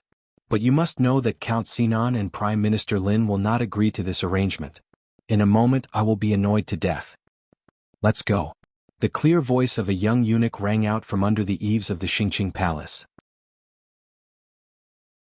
With a rustling sound, eunuchs and palace maids rushed out from the side of the hall, carrying the emperor's carriage and serving the emperor to the front of the hall. The carriage was so well sealed that the wind and snow could not sneak in. The emperor's eyes were half closed and his chin was propped up in his hand. No one knew what he was thinking. His palm slowly caressed the slightly hot charcoal stove. After a long time he sighed and opened his eyes. He looked at the familiar palace scenery and gently shook his head. In the main hall of the palace, a eunuch came out with a horsetail whisk and said in a clear voice, "His Majesty has arrived." Below, the officials who had been waiting for a long time straightened their clothes and bowed to the ground, shouting, "Long live the emperor." The emperor glanced at these officials and slowly walked to sit in front of the dragon chair. "Rise," he said. Hearing this, the officials climbed to their feet. But these high-ranking officials and nobles had lived comfortably in the capital. It was inevitable that they were a little fat and weak, so their movements were slow and comical. Everything else has been settled. Spring is approaching.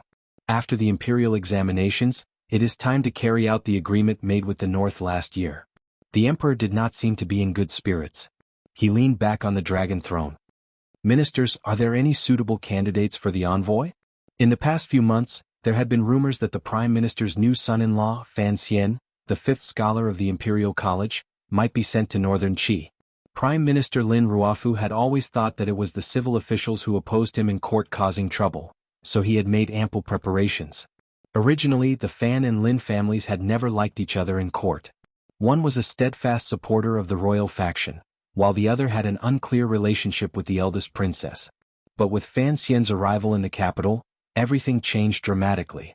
The Prime Minister and the eldest princess broke off relations, and Assistant Minister Fan became his in-law. Assistant Minister Fan Jian of the Ministry of Revenue stood a little to the back. He glanced at the front of the line and found that Prime Minister Lin Ruofu was also looking at him. Their eyes met and they smiled. Your Majesty, I believe that Xan Chiwu of the Chamberlain of Honglu Temple handled matters neatly during the last negotiations, and did much for the benefit of the country. He is an excellent talent, and Xan Chiwu would be the most suitable envoy for this return visit. The first to respond was Prime Minister Lin Ruofu's disciple, the junior minister of Taichung Temple, Ren Xiao'an. Because today's court discussion would discuss the matter of the return visit, all etiquette and regulations needed to be consulted, so he and the junior minister of Honglu Temple, Xan Chiwu, were both present in the hall. Xan Chiwu was a little surprised. Why was he being pushed out? Of course, he understood that the Prime Minister would not want his son-in-law to travel thousands of miles to an enemy country.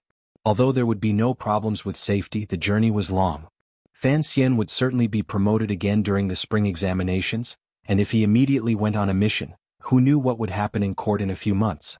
In fact, the Crown Prince's opinion was similar to that of the Prime Minister. Now that the eldest princess was no longer behind the Crown Prince's back, the Crown Prince's way of thinking was much more mature. He believed that Fan Xian should stay in the capital and immediately take over the palace treasury, and at the same time increase his efforts to win him over. This was the right path. If he could use this to control Assistant Minister Fan and repair his relationship with the Prime Minister, that would be even better. Furthermore, the spring examinations were approaching, and the Eastern Palace still needed to rely on Fan Xian. It seemed that no one in court today would suggest that Fan Xian go on a diplomatic mission to Northern Qi. After all, even if you were a senior statesman of 3 dynasties and a minister of a ministry, if you offended the Fan and Lin families, you might not be able to bear the hatred of those 2 old men. So the hall immediately fell silent. It seemed that all the officials approved of Xan Chiwu's proposal to go on a diplomatic mission to Northern Qi. Even Xan Chiwu himself began to prepare to accept the order and take Fan Xian's place. The emperor frowned slightly as if he had not expected the current situation. He gently placed the stove in his hand on a small yellow satin table beside him. At that moment, someone stepped out from the ranks of the officials. In a low voice, he said, I propose that the Imperial College send Fan Xian as a diplomatic envoy to Northern Qi. The officials had not expected that someone would be willing to offend both the Fan and Lin families. Countless gazes fell upon him, and only then did they realize that the speaker was Qin Heng, a counselor of the Bureau of Military Affairs. Qin Heng had a military background, so he was not afraid of the gazes of the officials. But everyone was puzzled. Even if you were a member of the Bureau of Military Affairs, there was no need to offend the Prime Minister and the Fan family. Hearing this proposal, Prime Minister Lin Ruofu's expression did not change. He was very calm. Count Sinan smiled helplessly. Because of their relationship with Fan Xian, these 2 old foxes naturally could not say anything. But there were naturally officials who spoke up for them. After a round of discussion in front of the hall, one of the officials said in a low voice, I do not think this is appropriate. Young Master Fan is only 17 years old, and has not had any experience in the bureaucracy. Going on a diplomatic mission to Northern Qi is an important matter of promoting national might and forging friendship. Although young Master Fan is talented, he is not experienced enough. I fear that it would be difficult for him to shoulder such a heavy responsibility. Xan Chiwu, on the other hand, is steady and appropriate. This trip to Northern Qi should be smooth. Xan Chiwu sighed in his heart. He knew that he had to take the initiative. He stepped out of the ranks and bowed. I am willing to serve my country.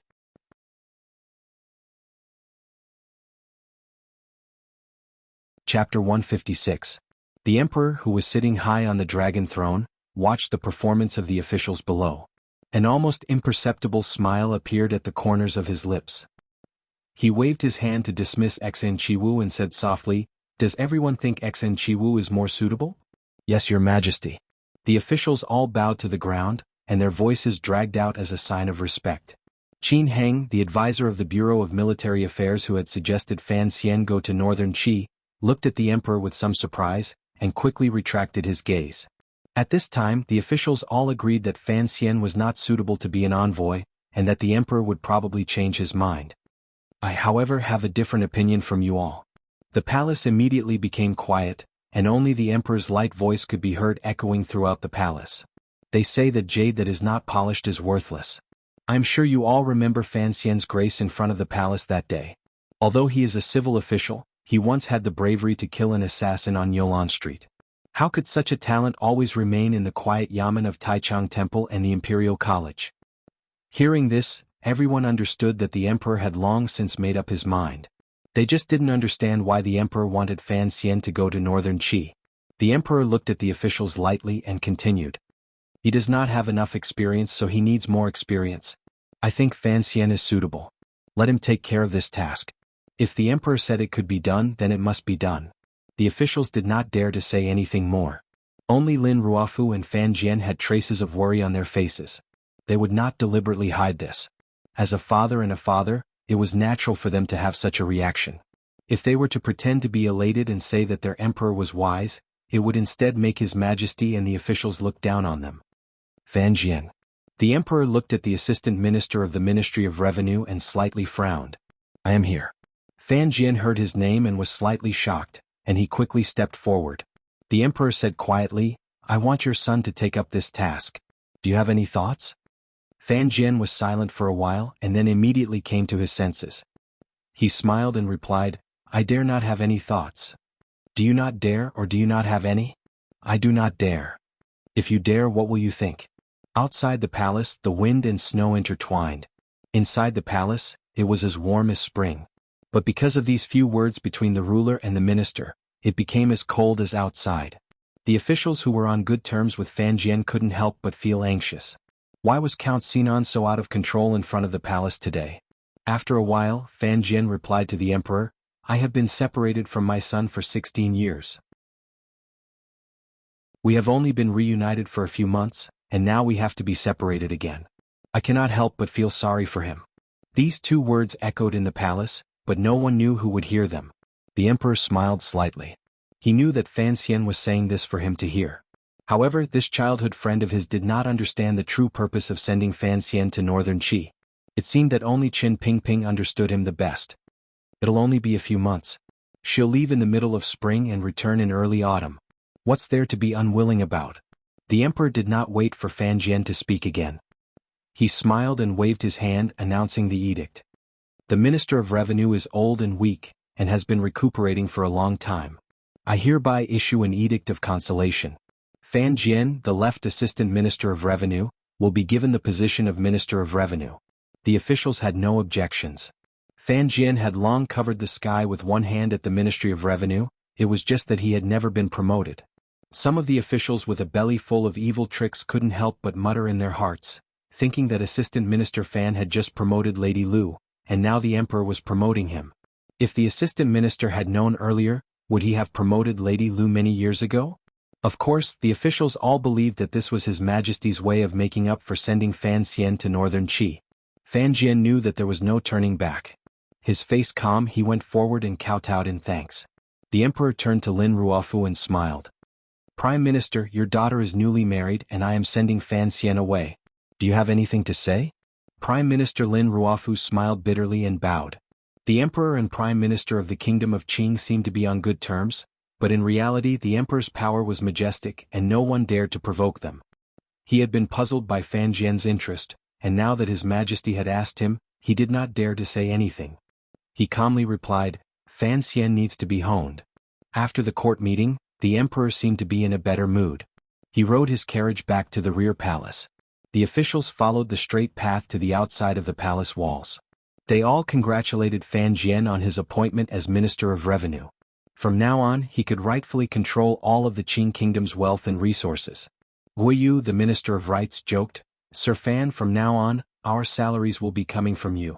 Don't be too stingy. Fan Jian laughed and shook his head. Sir Guo likes to joke. Fan Xian had made fun of Guo Baoquan a few times, but in court, there seemed to be no ill feelings between the two of them. As they walked out, Lin Ruofu coughed lightly and stepped forward. The officials bowed to the Prime Minister. They knew that he had something to say to his in-laws, so they parted. Lin Ruofu said quietly, Sir Fan, why did His Majesty insist that Fan Xian go to Northern Qi? The two of them were now in-laws, so there was less pretense. Fan Jian smiled bitterly. I truly do not know. Perhaps he really wants my son to be honed? Although he said this, he knew that the damned cripple must have done something behind the scenes. But on second thought, Fan Xian temporarily left the capital, avoiding the Crown Prince and the Second Prince's attempts to rope him in, and waiting for the Great Prince to return to the capital with his army might not be a bad choice. Lin Ruofu seemed to have thought of this at the same time, but he had a deeper suspicion. It seemed that His Majesty cared a little too much about his beloved son-in-law. Was it really just because of Chenner? The Prime Minister shook his head and smiled at his in-laws. De Bao has been on the mountain recently.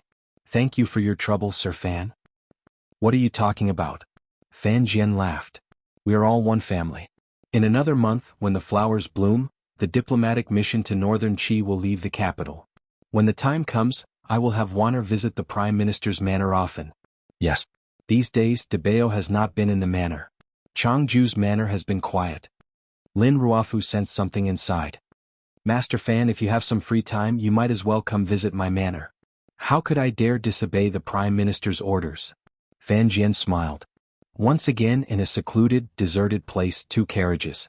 Once again, the 2 schemers who had stood behind Fan Xian for over a decade were hiding in their own carriages, talking.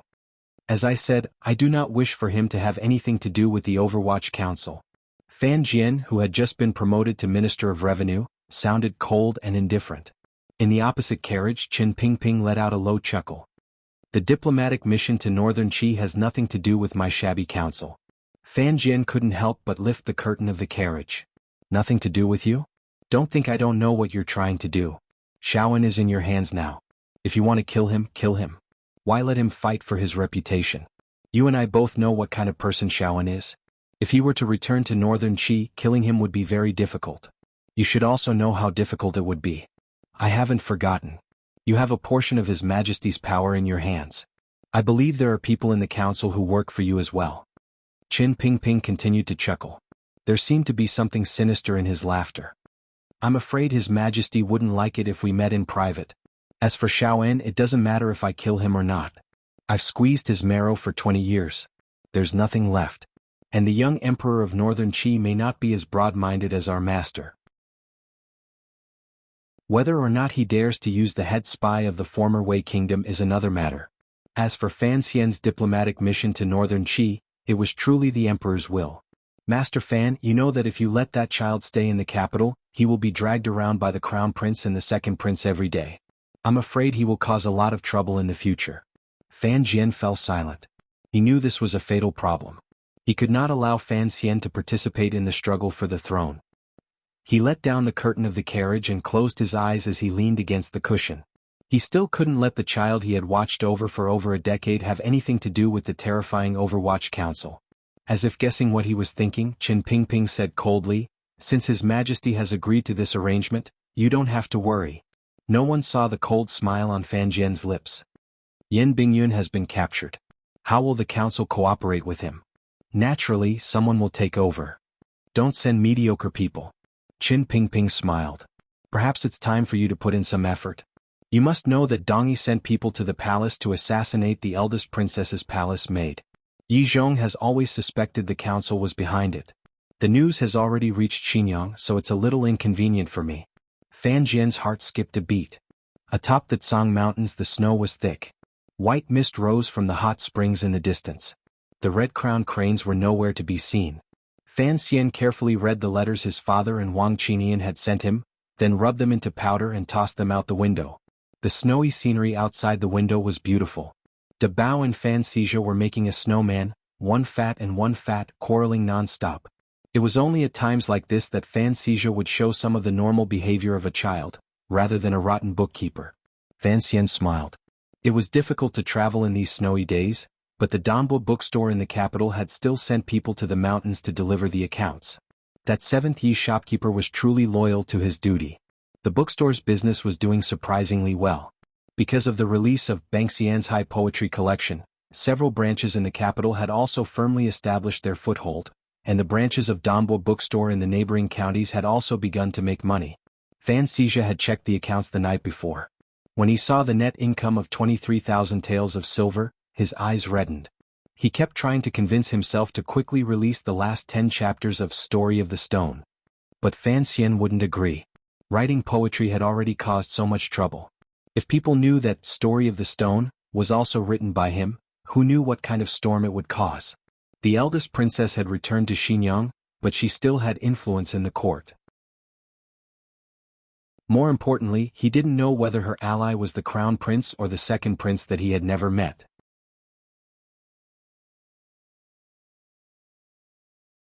Chapter 157.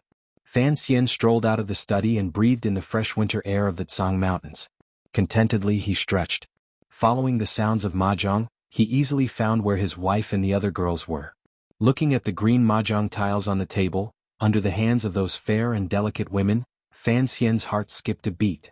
When he saw his sister, under the light of the snow, holding the poetry anthology from the previous dynasty that the second prince had given her, Fan Xian's heart skipped a beat. Being too famous really wasn't a good thing. Pigs were afraid of being fat and people were afraid of being fat. Fan Xian smiled bitterly. Ever since the banquet, although the crown prince and the second prince didn't seem to have any contact with him, Xan Shaoqing and Li Hongqing, Crown Prince Jing, had often visited Fan Manor. Even after he hid in the Tsang Mountains, he hadn't been able to stop them from sending gifts. On New Year's Eve, the people in the Tsang Mountains had returned to the capital. In a few short days, Li Hongqing had followed the scent and pestered Fan Xian to go to the Tsang Mountains with him. Fan Xian didn't dare to agree. In the end, he had no choice but to bring Wuxia into the mountains. Seeing him in a daze after entering the room, the first person to notice him was Princess Wuxia. She said crisply, "Brother Xian, do you want to play mahjong?" Hearing the words Brother Xian, Fan Xian thought of Brother Bao. He quickly waved his hand and smiled. "Princess, please play.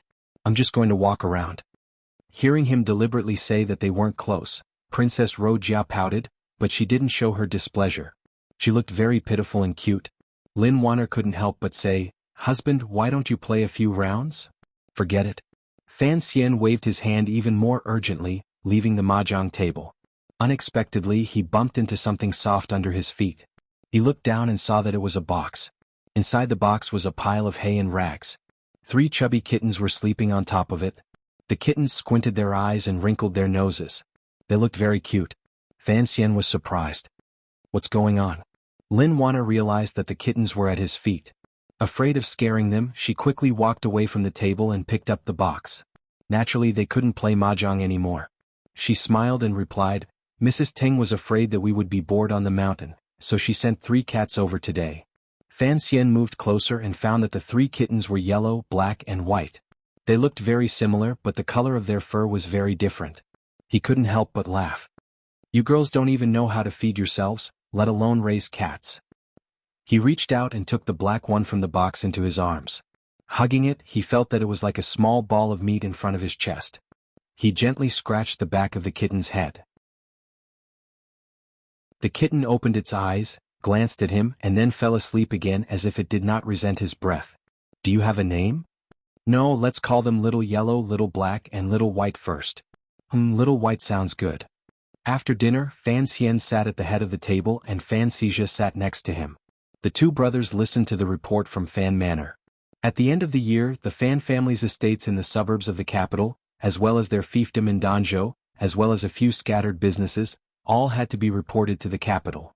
Lady Lu had always been in charge of Fan Manor in the capital. Now that she had been promoted, it was even more justifiable. But for some reason, after she finished dealing with these matters this year, she asked Mr. Cui to write a letter. She picked out a few important items and wrote them down. She then sent someone into the Tsang Mountain estate to inform the young master. Fan Xian could understand what Lady Lu meant, so he didn't deliberately do anything. Instead, he listened very carefully to the 3rd housekeeper's report, occasionally interjecting and asking a few questions. The 3rd housekeeper honestly finished his report. Fan Xian closed his eyes and thought for a while, then opened them and asked Xijia, who was next to him, "Is there any problem?" Fan Xijia touched the 3 pockmarks on his left cheek and shook his head. "There's no problem, big brother. But this debt has always been settled by mother. Why is it that this year the 2 of us have to compete?" Fan Xian smiled. He knew that this man, who used to be a little tyrant, was very talented in certain areas, but in other areas he was like a blank sheet of paper. The 3rd housekeeper respectfully said, "The goods from various places should have arrived before the end of the year. But this year the snow in the north and east was heavy, so it was delayed. Other than the southern fruits that were sent up the mountain last time, there were also all kinds of dried meat and wild goods from the northern manor, as well as the flower tea from the ancestors in Danzhou." The numbers were all written in the letter. Thinking that the young master, mistress, young master, and the princess are all staying in the estate, the mistress prepared all kinds of goods and plans to send them up the mountain in 3 batches. It should be enough to last until the middle of spring. "We don't need that much. Just pick something fresh and send it over. 3 batches is too much. 1 more will be enough." Fan Xian casually said, "But remember to bring more of the flower tea that grandmother sent from Danzhou." He often talked to Wan'er and Ruoruo about life in Danzhou, and he didn't know how many times he had talked about the tea with the faint fragrance of flowers. The 3rd housekeeper smiled and replied, "The tea has arrived today. The last 2 batches are mainly food and small items. They are mainly for the 2 young masters to stay in until the beginning of the spring examination." Fan Xian heard this very clearly. He secretly praised Lady Lu for being a good housekeeper. He didn't say anything more and let him go and rest. The spring examination was approaching. As a 5th-level official of the Imperial College, Fan Xian had to return to the capital to take up his post. He couldn't always stay on the Tsang Mountains. After the end of the examination in April, the agreement between the 2 countries would need to be signed, and the secret prisoner exchange agreement would need to be carried out immediately. Everything seemed to pile up. Actually, from Fan Xian's point of view, the prisoner exchange should have started last year. Not to mention the torture that the captured Qing soldiers would suffer in a foreign country, there was Yan Bingyun, whom Fan Xian had never met but secretly admired. As the head of Qing spies in northern Qi, he had been imprisoned in an enemy country for half a year. Who knew how much suffering he would have to endure? It was just that the travel between the 2 countries was always complicated, and after winter the northern border was frozen and difficult to travel through. That was why the return of the envoy had to be delayed until the end of spring. But every time he thought of Yan Bingyun suffering in a bitter cold house, Fan Xian couldn't help but feel a little less happy enjoying the winter in the Tsang Mountains. He had long known that he was the main character in this diplomatic mission to northern Qi, but he didn't oppose this duty. After all, if he could establish his own power in the Overwatch Council, it would always be good for his future. Whether it was in Danzhou or the capital, his 17 years of service had long since convinced him that he was truly a part of the kingdom of Qing. Fan Xian was willing to do things for this country, not for the court. That night, Fan Xian finished his routine training and returned to the mountain villa, feeling a little tired. He stuffed his night clothes, covered in snow and dirty water, into a bag he had prepared and tossed it to the side. During training he would lie alone in the snow, chasing after his targets under the faint moonlight. His gaze was focused on a straight line, staring at the black rocks that had not moved for thousands of years, or the snow rabbits that were running rapidly. He felt very tired. And these days, after Wu Zhu gave him the sword that belonged to his parents, he disappeared again. So during the training process there was no one to talk to and no one to look at him. That feeling of loneliness and desolation was like returning to his previous life. The mountain villa was quiet. Only the master bedroom was lit by a lamp. Wan'er was waiting for him to return. Fan Xian smiled faintly and walked in that direction. The sun had risen during the day, so there was a puddle of water on the bluestone floor, reflecting the moonlight. He walked around it and jumped over the railing. Suddenly his heart jumped and he stopped. He was standing at the other end of the long corridor in front of his sister's room. Suddenly his ears twitched and he frowned. His eyes gradually became fierce. He turned around and pressed his palm against the door. With a little force, the tyrannical Jinchi immediately shook the wooden latch in two. Like the night wind, he floated to the side of the bed. The bed was messy but there was no one there. Ruoruo had indeed disappeared. Fan Xian calmly put his hand into the bedding and found that other than the foot warmer, the rest of the bed was cold. It seemed that Ruoruo had been gone for a long time. His heart trembled slightly. Could it be that an enemy that he did not know had done this? but he still forced himself to turn around. With a clang, his left hand pulled out the slender black dagger and prepared to go into the night to find someone. Brother? Outside the door, Fan Ruoruo held up a lantern. Her face was full of surprise as she looked at her brother standing on the bed with a knife in his hand. Fan Xian was startled. Seeing that she was safe and sound, he couldn't help but relax. He couldn't help but close his eyes and breathe heavily. After a moment he asked with concern, "Where did you go? Are you all right?" Ruoruo was wearing a silver fur robe, and underneath it was a single item. She looked pitiful. She looked at Fan Xian as if she hadn't expected this. She couldn't help but be a little stunned. After a while she forced a smile and said, "Brother, you're asking me with a knife. That's scary." Fan Xian smiled bitterly and shook his head. He put the slender dagger back into his boots and walked up to her. He held her slightly thin shoulder and said, "You're the scary one. When I walked outside I heard that it was abnormally quiet inside. I couldn't even hear you breathing. You scared me." Fan Ruoruo smiled and said, "Brother, you're running outside in the middle of the night and you say I scared you. Where did you go?" Fan Xian continued to ask curiously. Fan Ruoruo blushed and lowered her head shyly. "There are some things that you shouldn't ask so clearly." Fan Xian was startled for a moment, then understood. He smiled bitterly. "It's not like there's no toilet in the room. The night wind in the mountains is very cold. Don't catch a cold." "I know." Fan Ruoruo smiled shyly and pushed him out the door. "Your wife is still waiting for you." Outside the room, Fan Xian gently rubbed his cold fingers. The temperature of his sister's bedding showed that she had been out for a while. It was definitely not during the night. She must have gotten up and gone somewhere after he left the mountain villa. Thinking of this, he couldn't help but have a big question in his heart. But he forced it down and didn't ask any more questions. In this world, everyone has their own secrets. We need to respect them. Back in the capital, when they were in Danzhou, Fan Xian had taught his sister this. As her brother, he needed to set an example.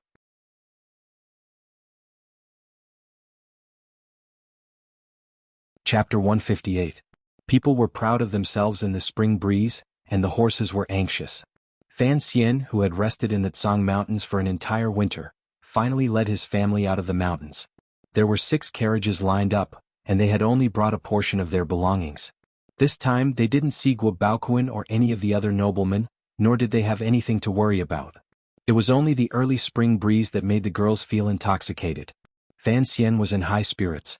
Spending the winter in the Tsang Mountains was a rare opportunity for him to rest after entering the capital.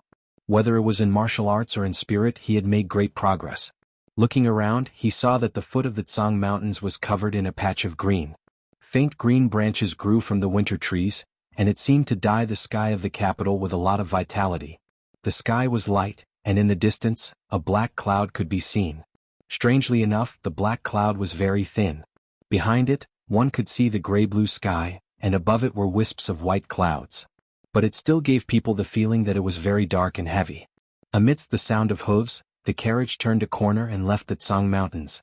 The sun in the sky suddenly brightened and the clouds glowed. It was a very shocking sight. Fan Xian withdrew his bored gaze from the sky and smiled at his wife. "Staying in the mountains for so long, I'm afraid you've been stifled?" Lin Wanner looked at him curiously. "What have you been stifled about?" Fan Xian was a little surprised. "Although the mountains are good, seeing only snow and trees makes me feel a little tired." "Wanner, don't you miss the bustling life in the capital?" Lin Wanner smiled, and a faint sadness appeared on her white face.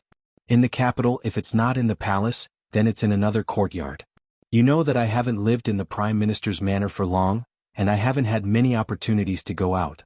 Although life in the mountains is monotonous, it's still more comfortable than living in those high walls." She looked at her husband's expression of concern, and her heart warmed. She giggled. "And you've always been in the mountains."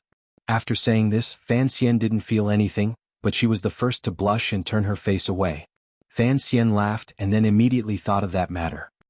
He warmly said, "When the matters of the spring examinations are over, the court will probably send me to northern Qi." It was quiet in the carriage.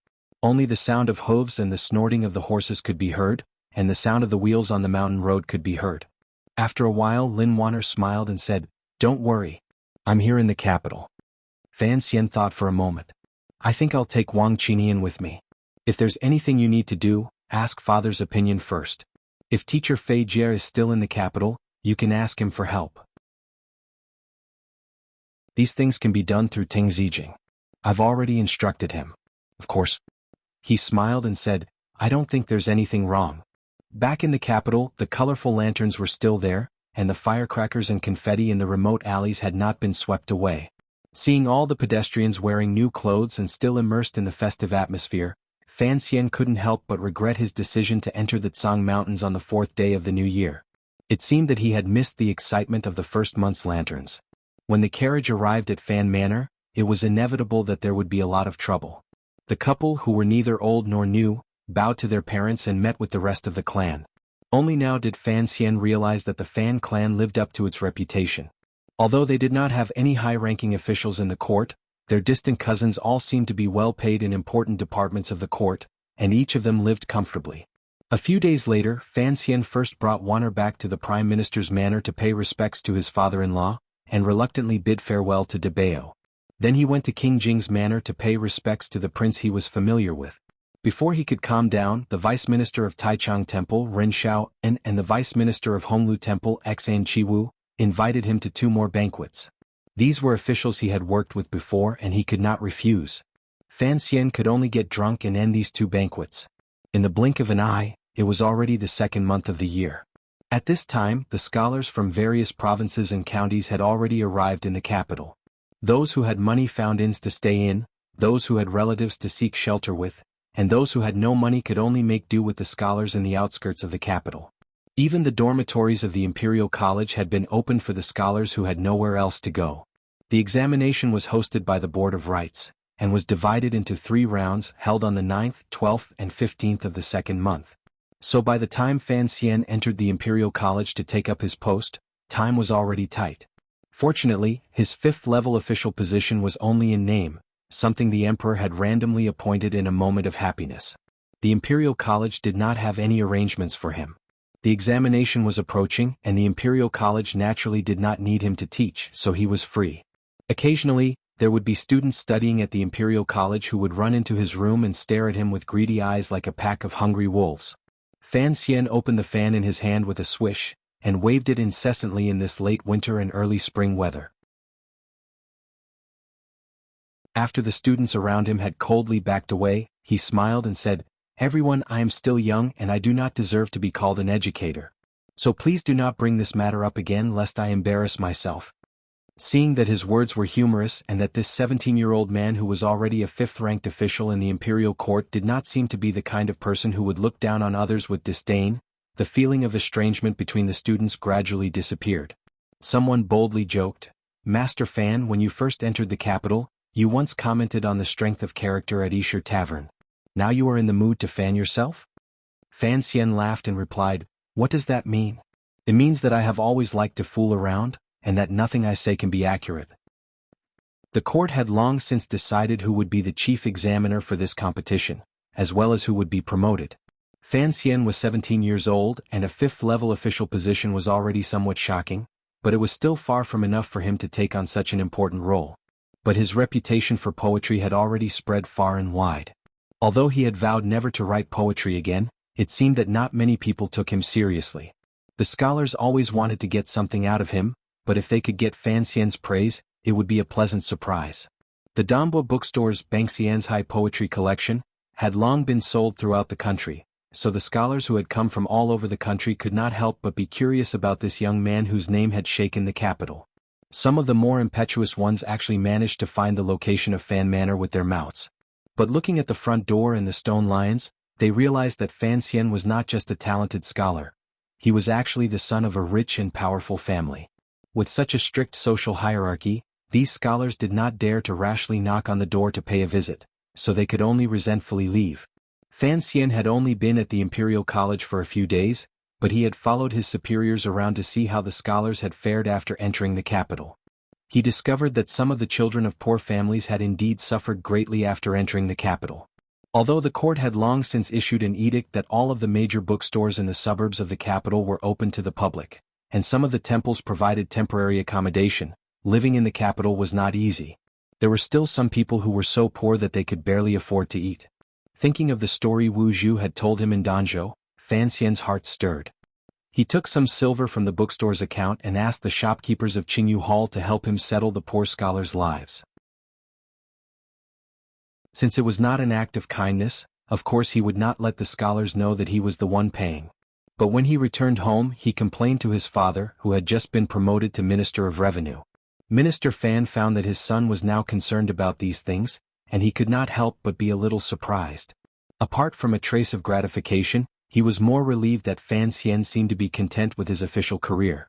On the 7th day of the second month, 2 days before the exams, Fan Xian stole half a day of leisure and snuck out of the Imperial College. He really could not stand those students who did not study the scriptures seriously and instead brought him poems every day. Some of those students were old enough to be his father, and it was really quite awkward. Walking outside the palace walls, Fan Xian felt very relaxed as he looked at the clear water in the imperial gutter. To tell the truth, there were not many people in the capital who knew what he looked like, so walking on the streets was very comfortable. Especially as he walked under the red palace walls, Fan Xian squinted at the high walls and looked at the solemn-looking guards in the distance. Even his calm temperament could not help but feel a little proud. I have sneaked in before, so what?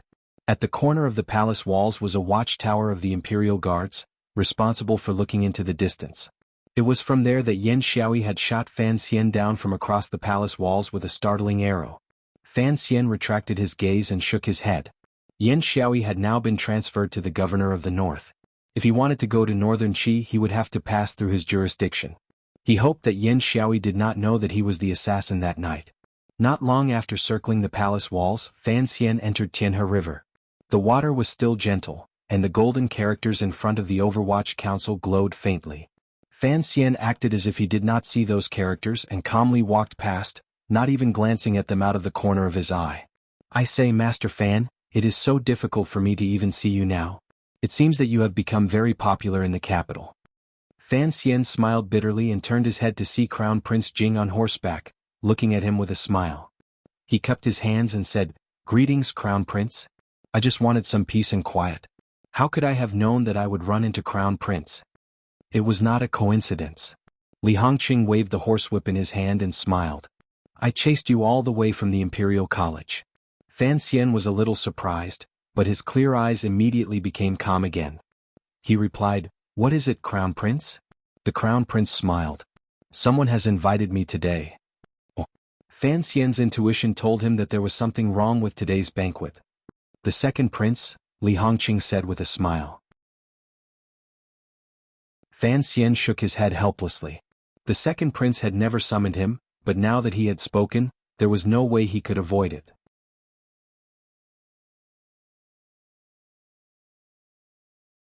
Chapter 159. This was a private banquet, and the location was still arranged on a pleasure boat on Lujing River. However, this pleasure boat was exceptionally elegant, and did not have the exaggerated feeling of the red sleeves on the other side of the river. At this time there was no rain or clouds on the river. The water was calm, and under the light breeze the water rippled gently. Compared to the melodious sounds that could be faintly heard in the distance, the pleasure boat arranged by the second prince seemed to have an otherworldly feeling, like a lonely boat on the sea. Fan Xian and Crown Prince Jing Li Hongqing chatted and laughed all the way to the riverside.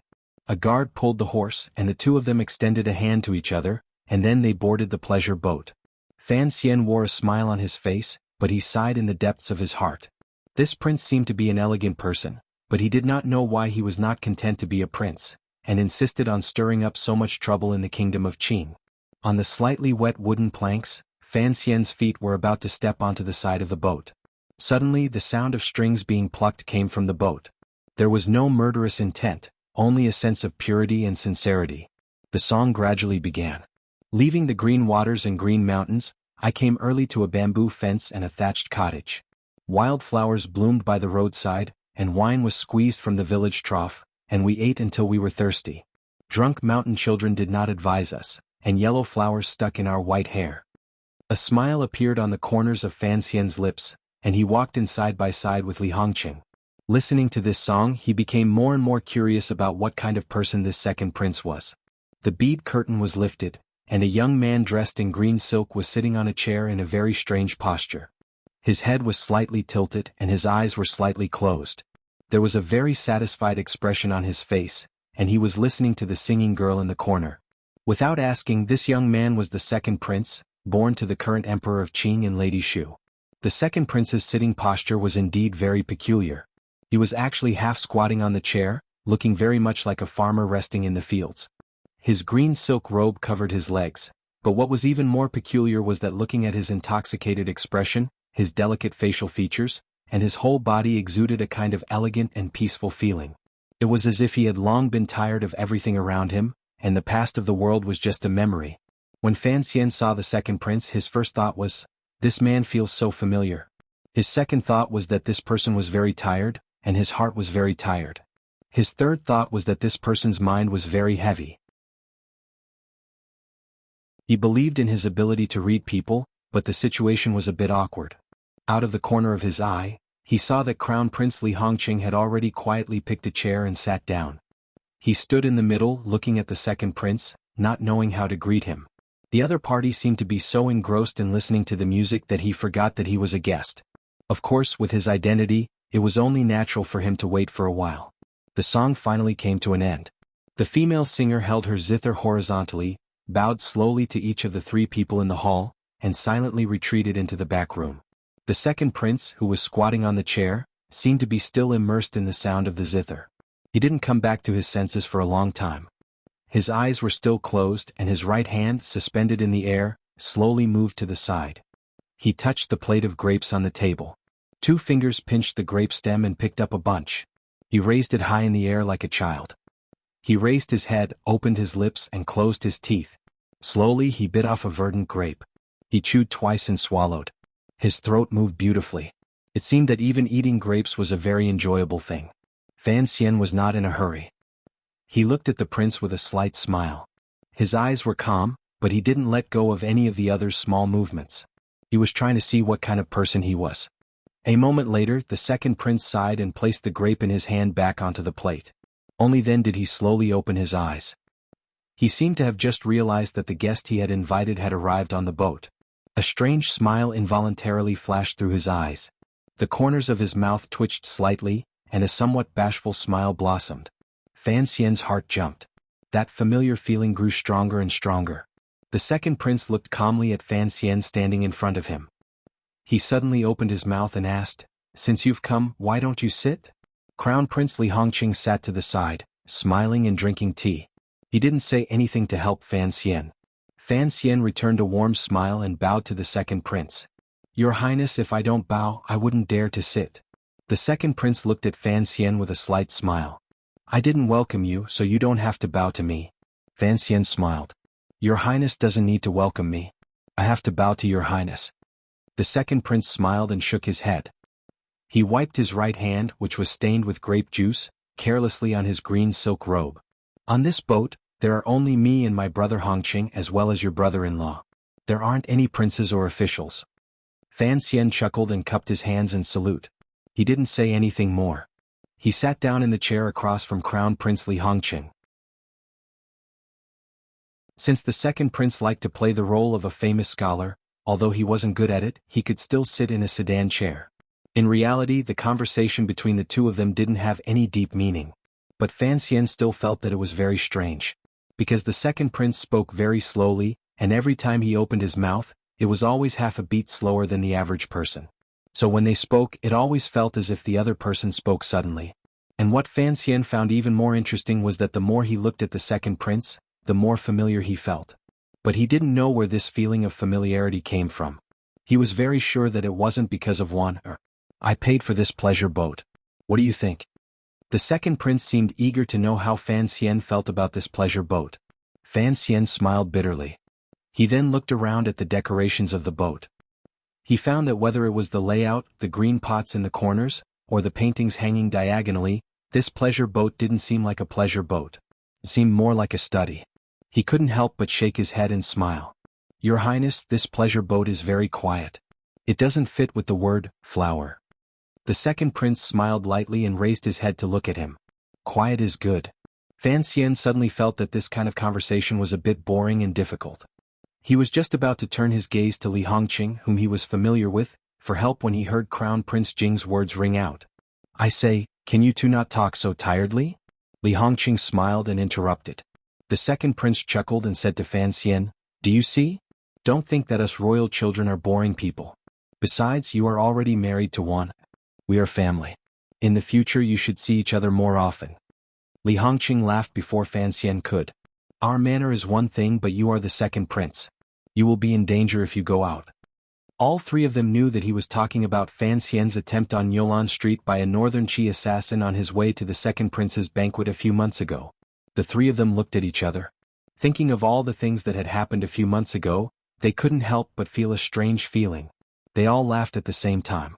Once the laughter stopped, that matter was probably over. Fan Xian smiled bitterly. Although the second prince didn't hold a banquet at Hongmen, to have a meal and have to take such great risks is indeed scary. Hearing the words, banquet at Hongmen, the second prince and Li Hongqing couldn't help but be slightly startled. They hid it well on their faces. Naturally, they had never heard of this story. But because of their noble statuses they couldn't ask. The second prince smiled slightly. "Don't call me your highness. You can call me second brother like one, Fan Xian's expression didn't change, but he felt that it was troublesome. If they were to get too close to each other, there seemed to be some problems. As if guessing what he was worried about, the second prince dropped his hands in front of his knees. Still half crouching, he smiled. "You don't need to be too cautious. One is the treasure of the palace. You must remember that you now have an older brother who is still playing on horseback in the west. I, the second brother, am still hiding in Hanlin Academy editing books. As for the third brother of the crown prince, you must get closer to him. Does having more relatives bother you so much?" Fan Xian smiled. These royal relatives were, of course, the source of great trouble. He replied, "This is my good fortune. But it does feel a bit rude not to call you your highness." The second prince smiled bitterly. "Go home and ask Wonder how she calls me." After exchanging greetings, the banquet began. The table was filled with seasonal vegetables and exquisite side dishes. Fan Xian ate happily. He had long since drawn up a plan, so after familiarizing himself, he relaxed his mind. At the banquet, the three of them chatted casually about the past of the people in the capital and the works of the predecessors. The second prince was indeed deeply influenced by Lady Shu. He was well versed in the ways of literature, and he and Fan Xian got along quite well. Li Hongqing, on the other hand, talked about the wonderful stories of women and cosmetics, and couldn't help but mention Count Sinan's glorious military exploits. Once men started talking, although the second prince and Fan Xian found it inconvenient to speak, the atmosphere became lively. Fan Xian, on the other hand, kept a low profile. He only talked about the stories of Danzhou and what he had seen along the way. After the banquet, the second prince and Fan Xian both smiled and said their goodbyes. The second prince didn't send them off. He continued to crouch in his chair. For a long time he actually maintained this position without moving. He watched Fan Xian and Li Hongqing's figures disappear from the door of the pleasure boat. Only then did he quietly sigh. "Your Highness, what do you think of Sir Fan Jr.?" asked the disciple of the second prince's relative respectfully. The second prince smiled slightly. "This brother-in-law is too cautious. He doesn't have any of the arrogance and wildness that the people of Qing have nurtured in their bones for decades. To tell the truth, I really wonder if the young Fan who went crazy with poetry at the banquet is the same person I met today." Having said this, he habitually lowered his head and stretched his hand to the side to touch the bunch of green grapes. The disciple immediately knew that the second prince was thinking about some extremely important matters of state. Not daring to disturb him, he quickly and quietly left through the door. After a long time, the second prince slowly raised his head. His eyes were filled with confusion. In reality, he wasn't thinking about any important matters of state. He was just thinking about the feast at Hongmen that Fan Xian had mentioned at the beginning. He had read the classics with his mother when he was young, but he still couldn't remember what this feast at Hongmen was. "My brother-in-law is indeed very knowledgeable. It looks like I'll have to go back and do some research." The second prince bit down on the green grapes in his mouth. The juice was incredibly sweet and sour. Note 1. Yuan Chu Lu Ji was intoxicated by the east wind. Living in leisure. I am slowly recovering my spirit in leisure.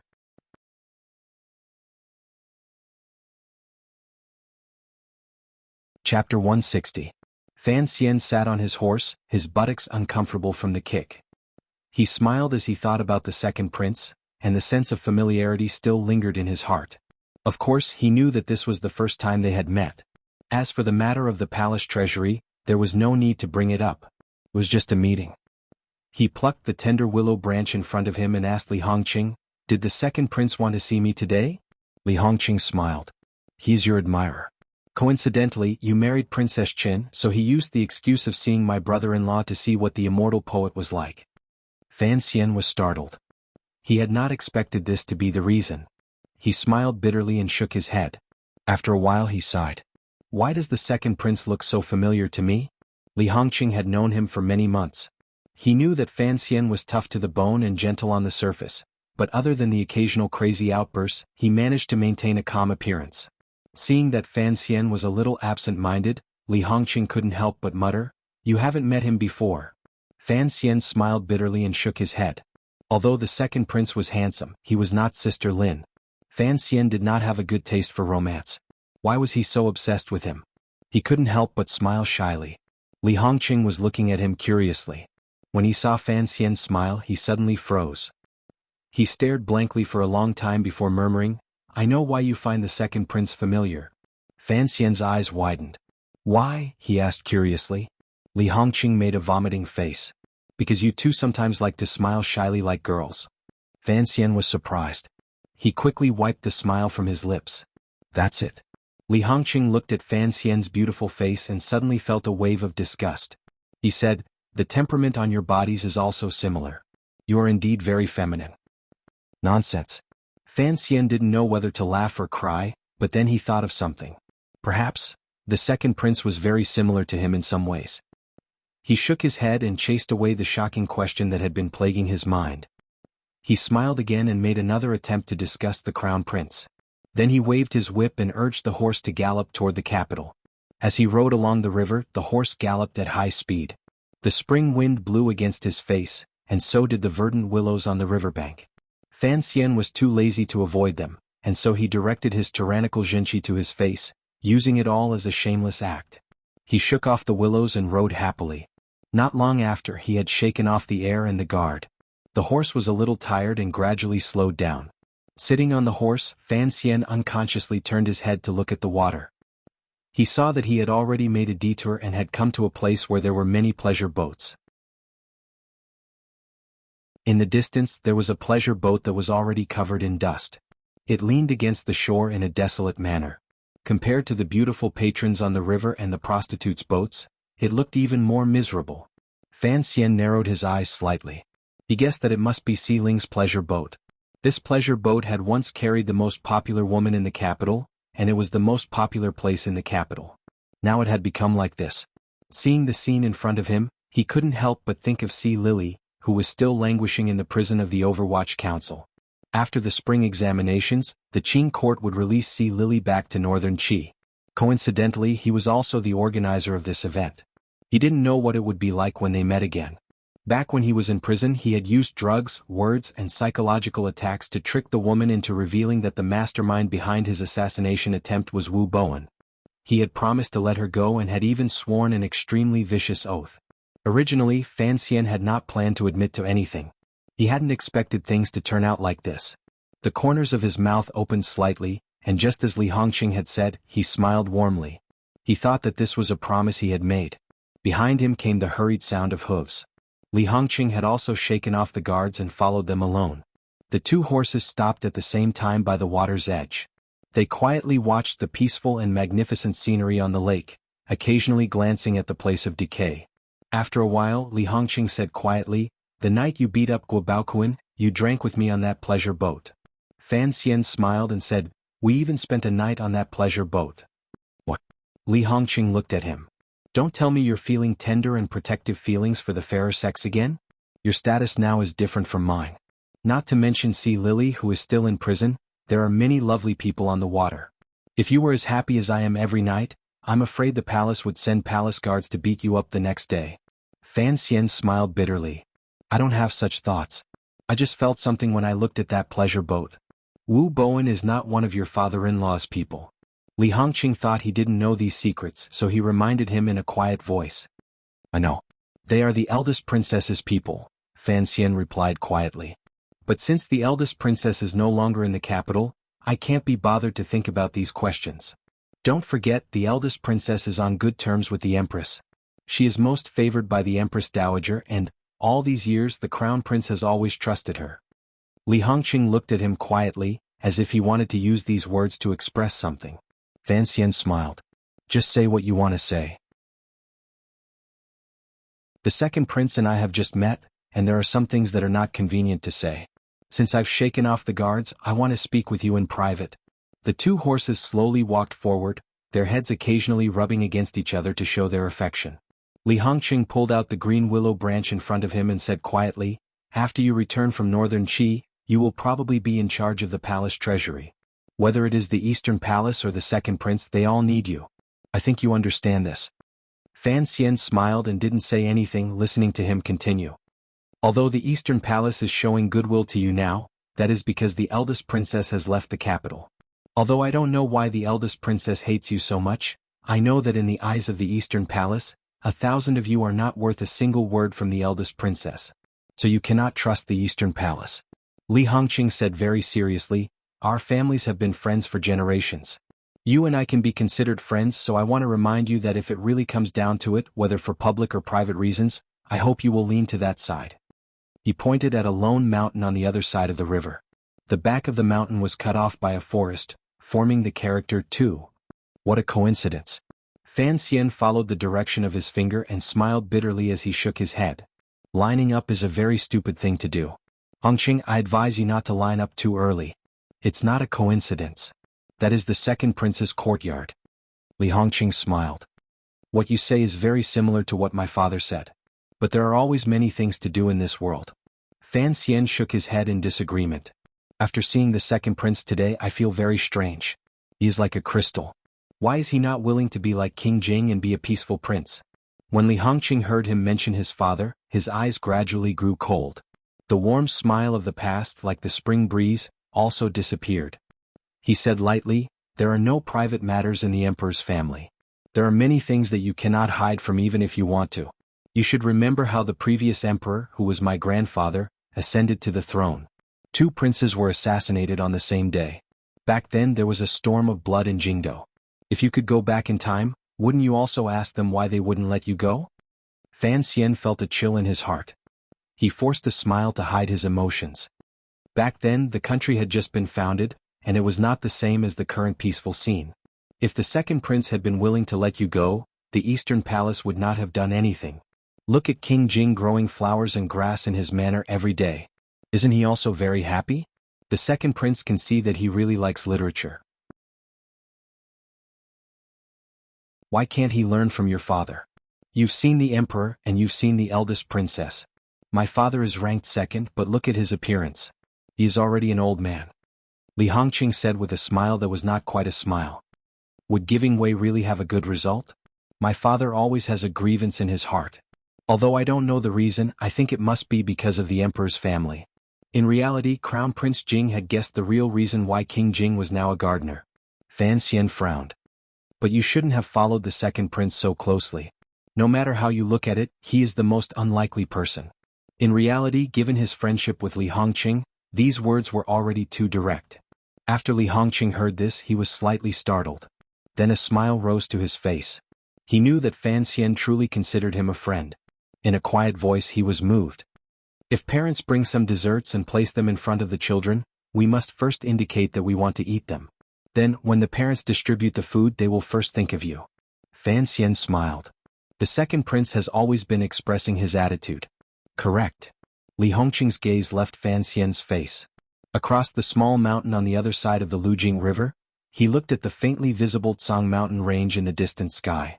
In a quiet voice he said, the previous emperor was lucky because he only had 2 sons. The emperor is also lucky because he only has 3 sons. But, when the great prince returns, who knows what problems will arise. So the second prince must be the first to express his attitude and fight for all the power he can. I still don't understand why you chose him. The reason is simple. Li Hongqing smiled. I find him more pleasing to the eye. Fan Xian raised his eyebrows. He knew that the truth of these words could be counted as 3 out of 7. He could not completely believe it. But his eyes looked at the warm smile on Crown Prince Jing's face, and his face showed no expression. He was not a noble man who wished to be good to himself. He knew that there were many things in this world that he could not avoid, so from the beginning he had never thought of hiding. A man in this world should be happy. Of course, in this process there might be more to it. Before entering the city, Li Hongqing very naturally said that he wanted to go sit in a certain restaurant. Fan Xian was too lazy to accompany him, so he raised his hand to bid farewell. As he said goodbye, the crown prince, who loved to play with women, said with a faint smile, "Today the second prince wants to see you first because after the examination, you probably won't be able to escape the crown prince's invitation." Fan Xian shivered slightly.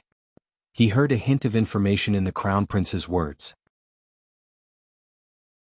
Although he did not have the qualifications to mark the examination papers, he would certainly be watching over the Imperial College and the Board of Rights.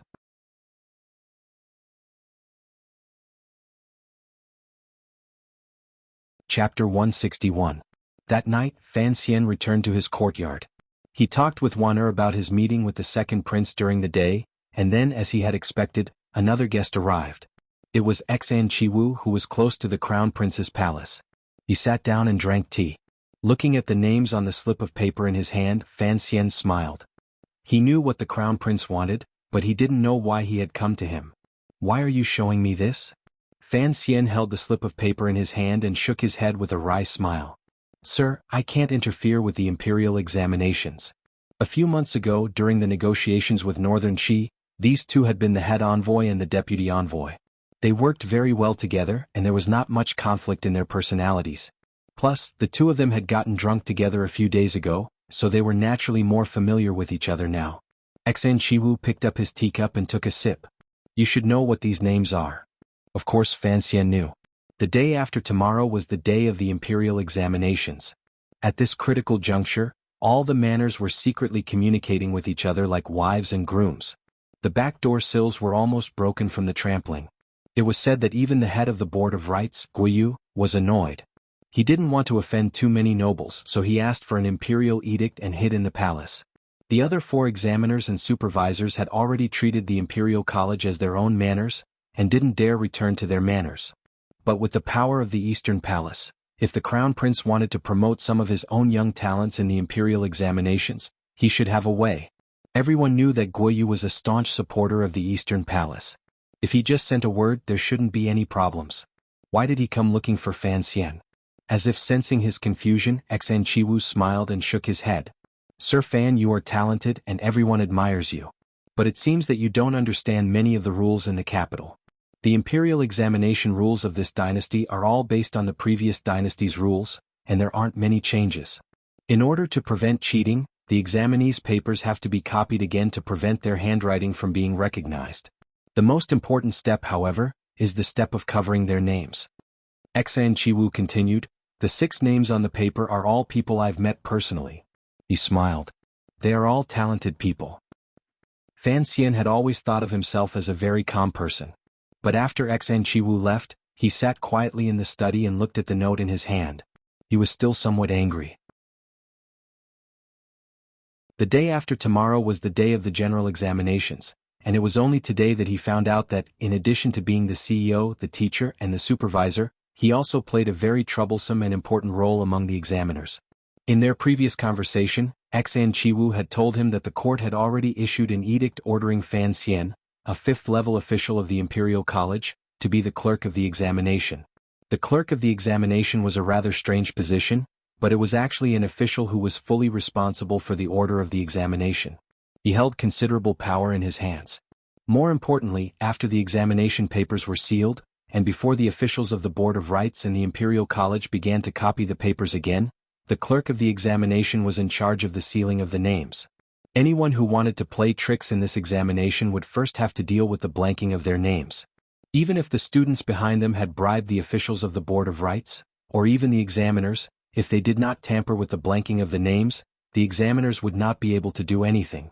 After so many years of the examination, the officials of the Kingdom of Qing had long become proficient in these fraudulent transactions. The distribution of power among the various factions had also become somewhat predictable. But because it was the famous Fan Xian who had inexplicably taken the position of clerk of the examination, the various factions in the court could not help but feel uncertain. No one knew what this young immortal fan of poetry would do. That was why the Crown Prince had unhesitatingly asked Xan Chiwu to come to Fan Manor first. He believed that Fan Xian would not go against his wishes. And these days the crown prince believed that the Eastern Palace had given Fan Xian enough rewards. It was time for Fan Xian to show his attitude. Fan Xian looked at the 6 names on the paper again and smiled. He crushed the paper into powder and slowly walked back to his bedroom. He felt a sense of gratitude towards the second prince. If the second prince had done the same thing, he would have been caught in the middle. It would have been very difficult to deal with. But he had still somewhat underestimated the complexity of the matter. Lin Wanner sat at the table and smiled at him. She then gently knocked on the table. The white paper next to her finger looked chillingly clean. Fan Xian sighed and slapped his forehead. Don't tell me it's a person's name written on it. Lin Wanner giggled and stood up from the stool. She walked to his side and held his arm. You are indeed a smart man, my husband. Fan Xian smiled bitterly. I had thought that before going to Northern Qi, we could rest and recuperate in the capital. Who knew? He finally couldn't help but curse in a low voice.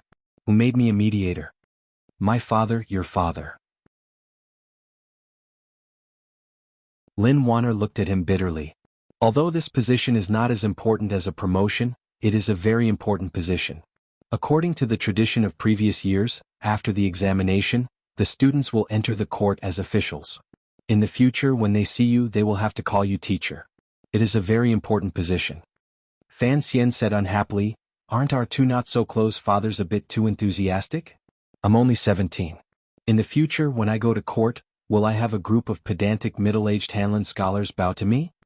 Lin Wanner's worry was swept away. She laughed. Right now, your reputation in the capital is too great. This time, someone even recommended you to be a teacher. If it weren't for the fact that you were rejected by the palace because you were too young, you could have been the youngest examiner in hundreds of years. Fan Xian said, it's not a good thing. Now I regret that drunken fit in the palace. But there was no medicine for regret in this world. He carefully looked at the paper his wife handed him and found that some of the names on it were familiar. They were all famous scholars in the capital. Some of them he had interacted with before, and they were indeed talented. Seeing this, Fan Xian felt a bit more at ease. Since I am the clerk of the examination, why did they come to the manor so brazenly? Fan Xian sighed and said, this slip of paper is the evidence of their fraud. To send it to my hands, they are a bit too daring. It's the old rules. Lin Wanner had lived in the palace for a long time, so she naturally knew these things. She explained, in the past, although the clerk of the examination was important, the position was too low, so no one paid much attention to it.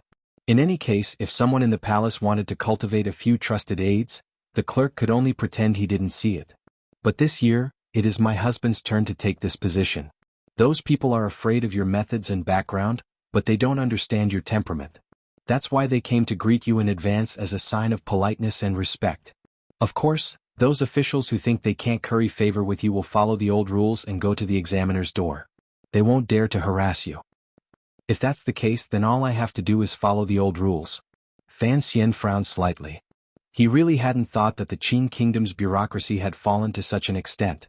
When he thought of the students who toiled away their days in foreign institutions, he couldn't help but feel a bit uncomfortable.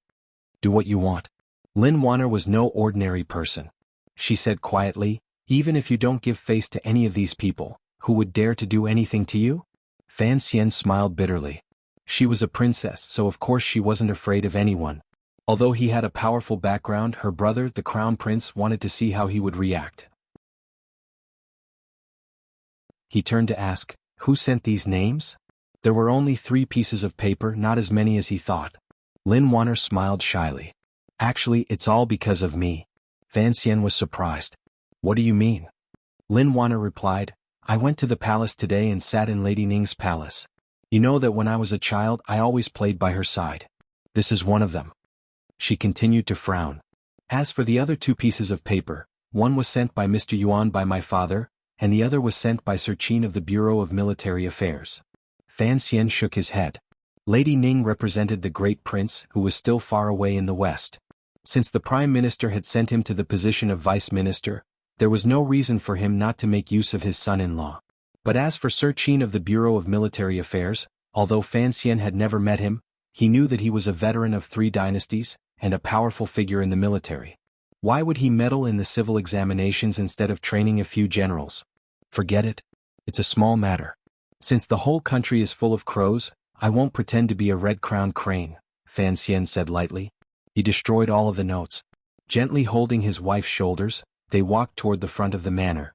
On the 9th day of the 2nd month, the day of the examination, the scholars of the kingdom of Qing would sell everything they had learned in the past 10 years to the emperor's family. Whether the emperor would buy it or not depended on these examinations. The scholars in long gowns were like swimming fish, fearfully or excitedly heading towards the examination venue, the examination hall of the second branch of the Ministry of Rites. It looked as if they were desperately trying to squeeze into a narrow fish basket. Fan Xian had already met with Minister Guo, the 2 teachers, and the 2 supervisors the night before. The officials nervously arranged all the necessary procedures, and the next day they went about their duties. An armchair was placed next to the main door, and beside it were yamen runners and officials from the Overwatch Council. Fan Xian sat calmly in the armchair in the middle of the crowd, coldly watching the students walk past him. Students walked in front of him. No matter young or old, they all bowed respectfully. Those who knew Fan Xian respected his reputation. Those who didn't know Fan Xian respected his position. At the door, Fan Xian's ruthless officials had already pulled back the cloth curtains and begun to search the students one by one, strictly preventing them from bringing in prohibited items. Fan Xian took a sip of tea and looked at these students carrying bedding and toilet bowls to eat. They looked like poor village workers and he couldn't help but shake his head. Suddenly, he saw a student preparing to enter the courtyard after being searched. He rolled his eyes and shouted, "Wait! You're tuning in to the Han Li's Wuxia Adventures YouTube channel. We're so grateful for your support and don't forget to subscribe to join us on this incredible journey through captivating stories. Your generosity through donations truly makes a world of difference, as it's the primary source of revenue that allows me to expand and enhance this channel for you. Thank you from the bottom of my heart for being a part of this adventure."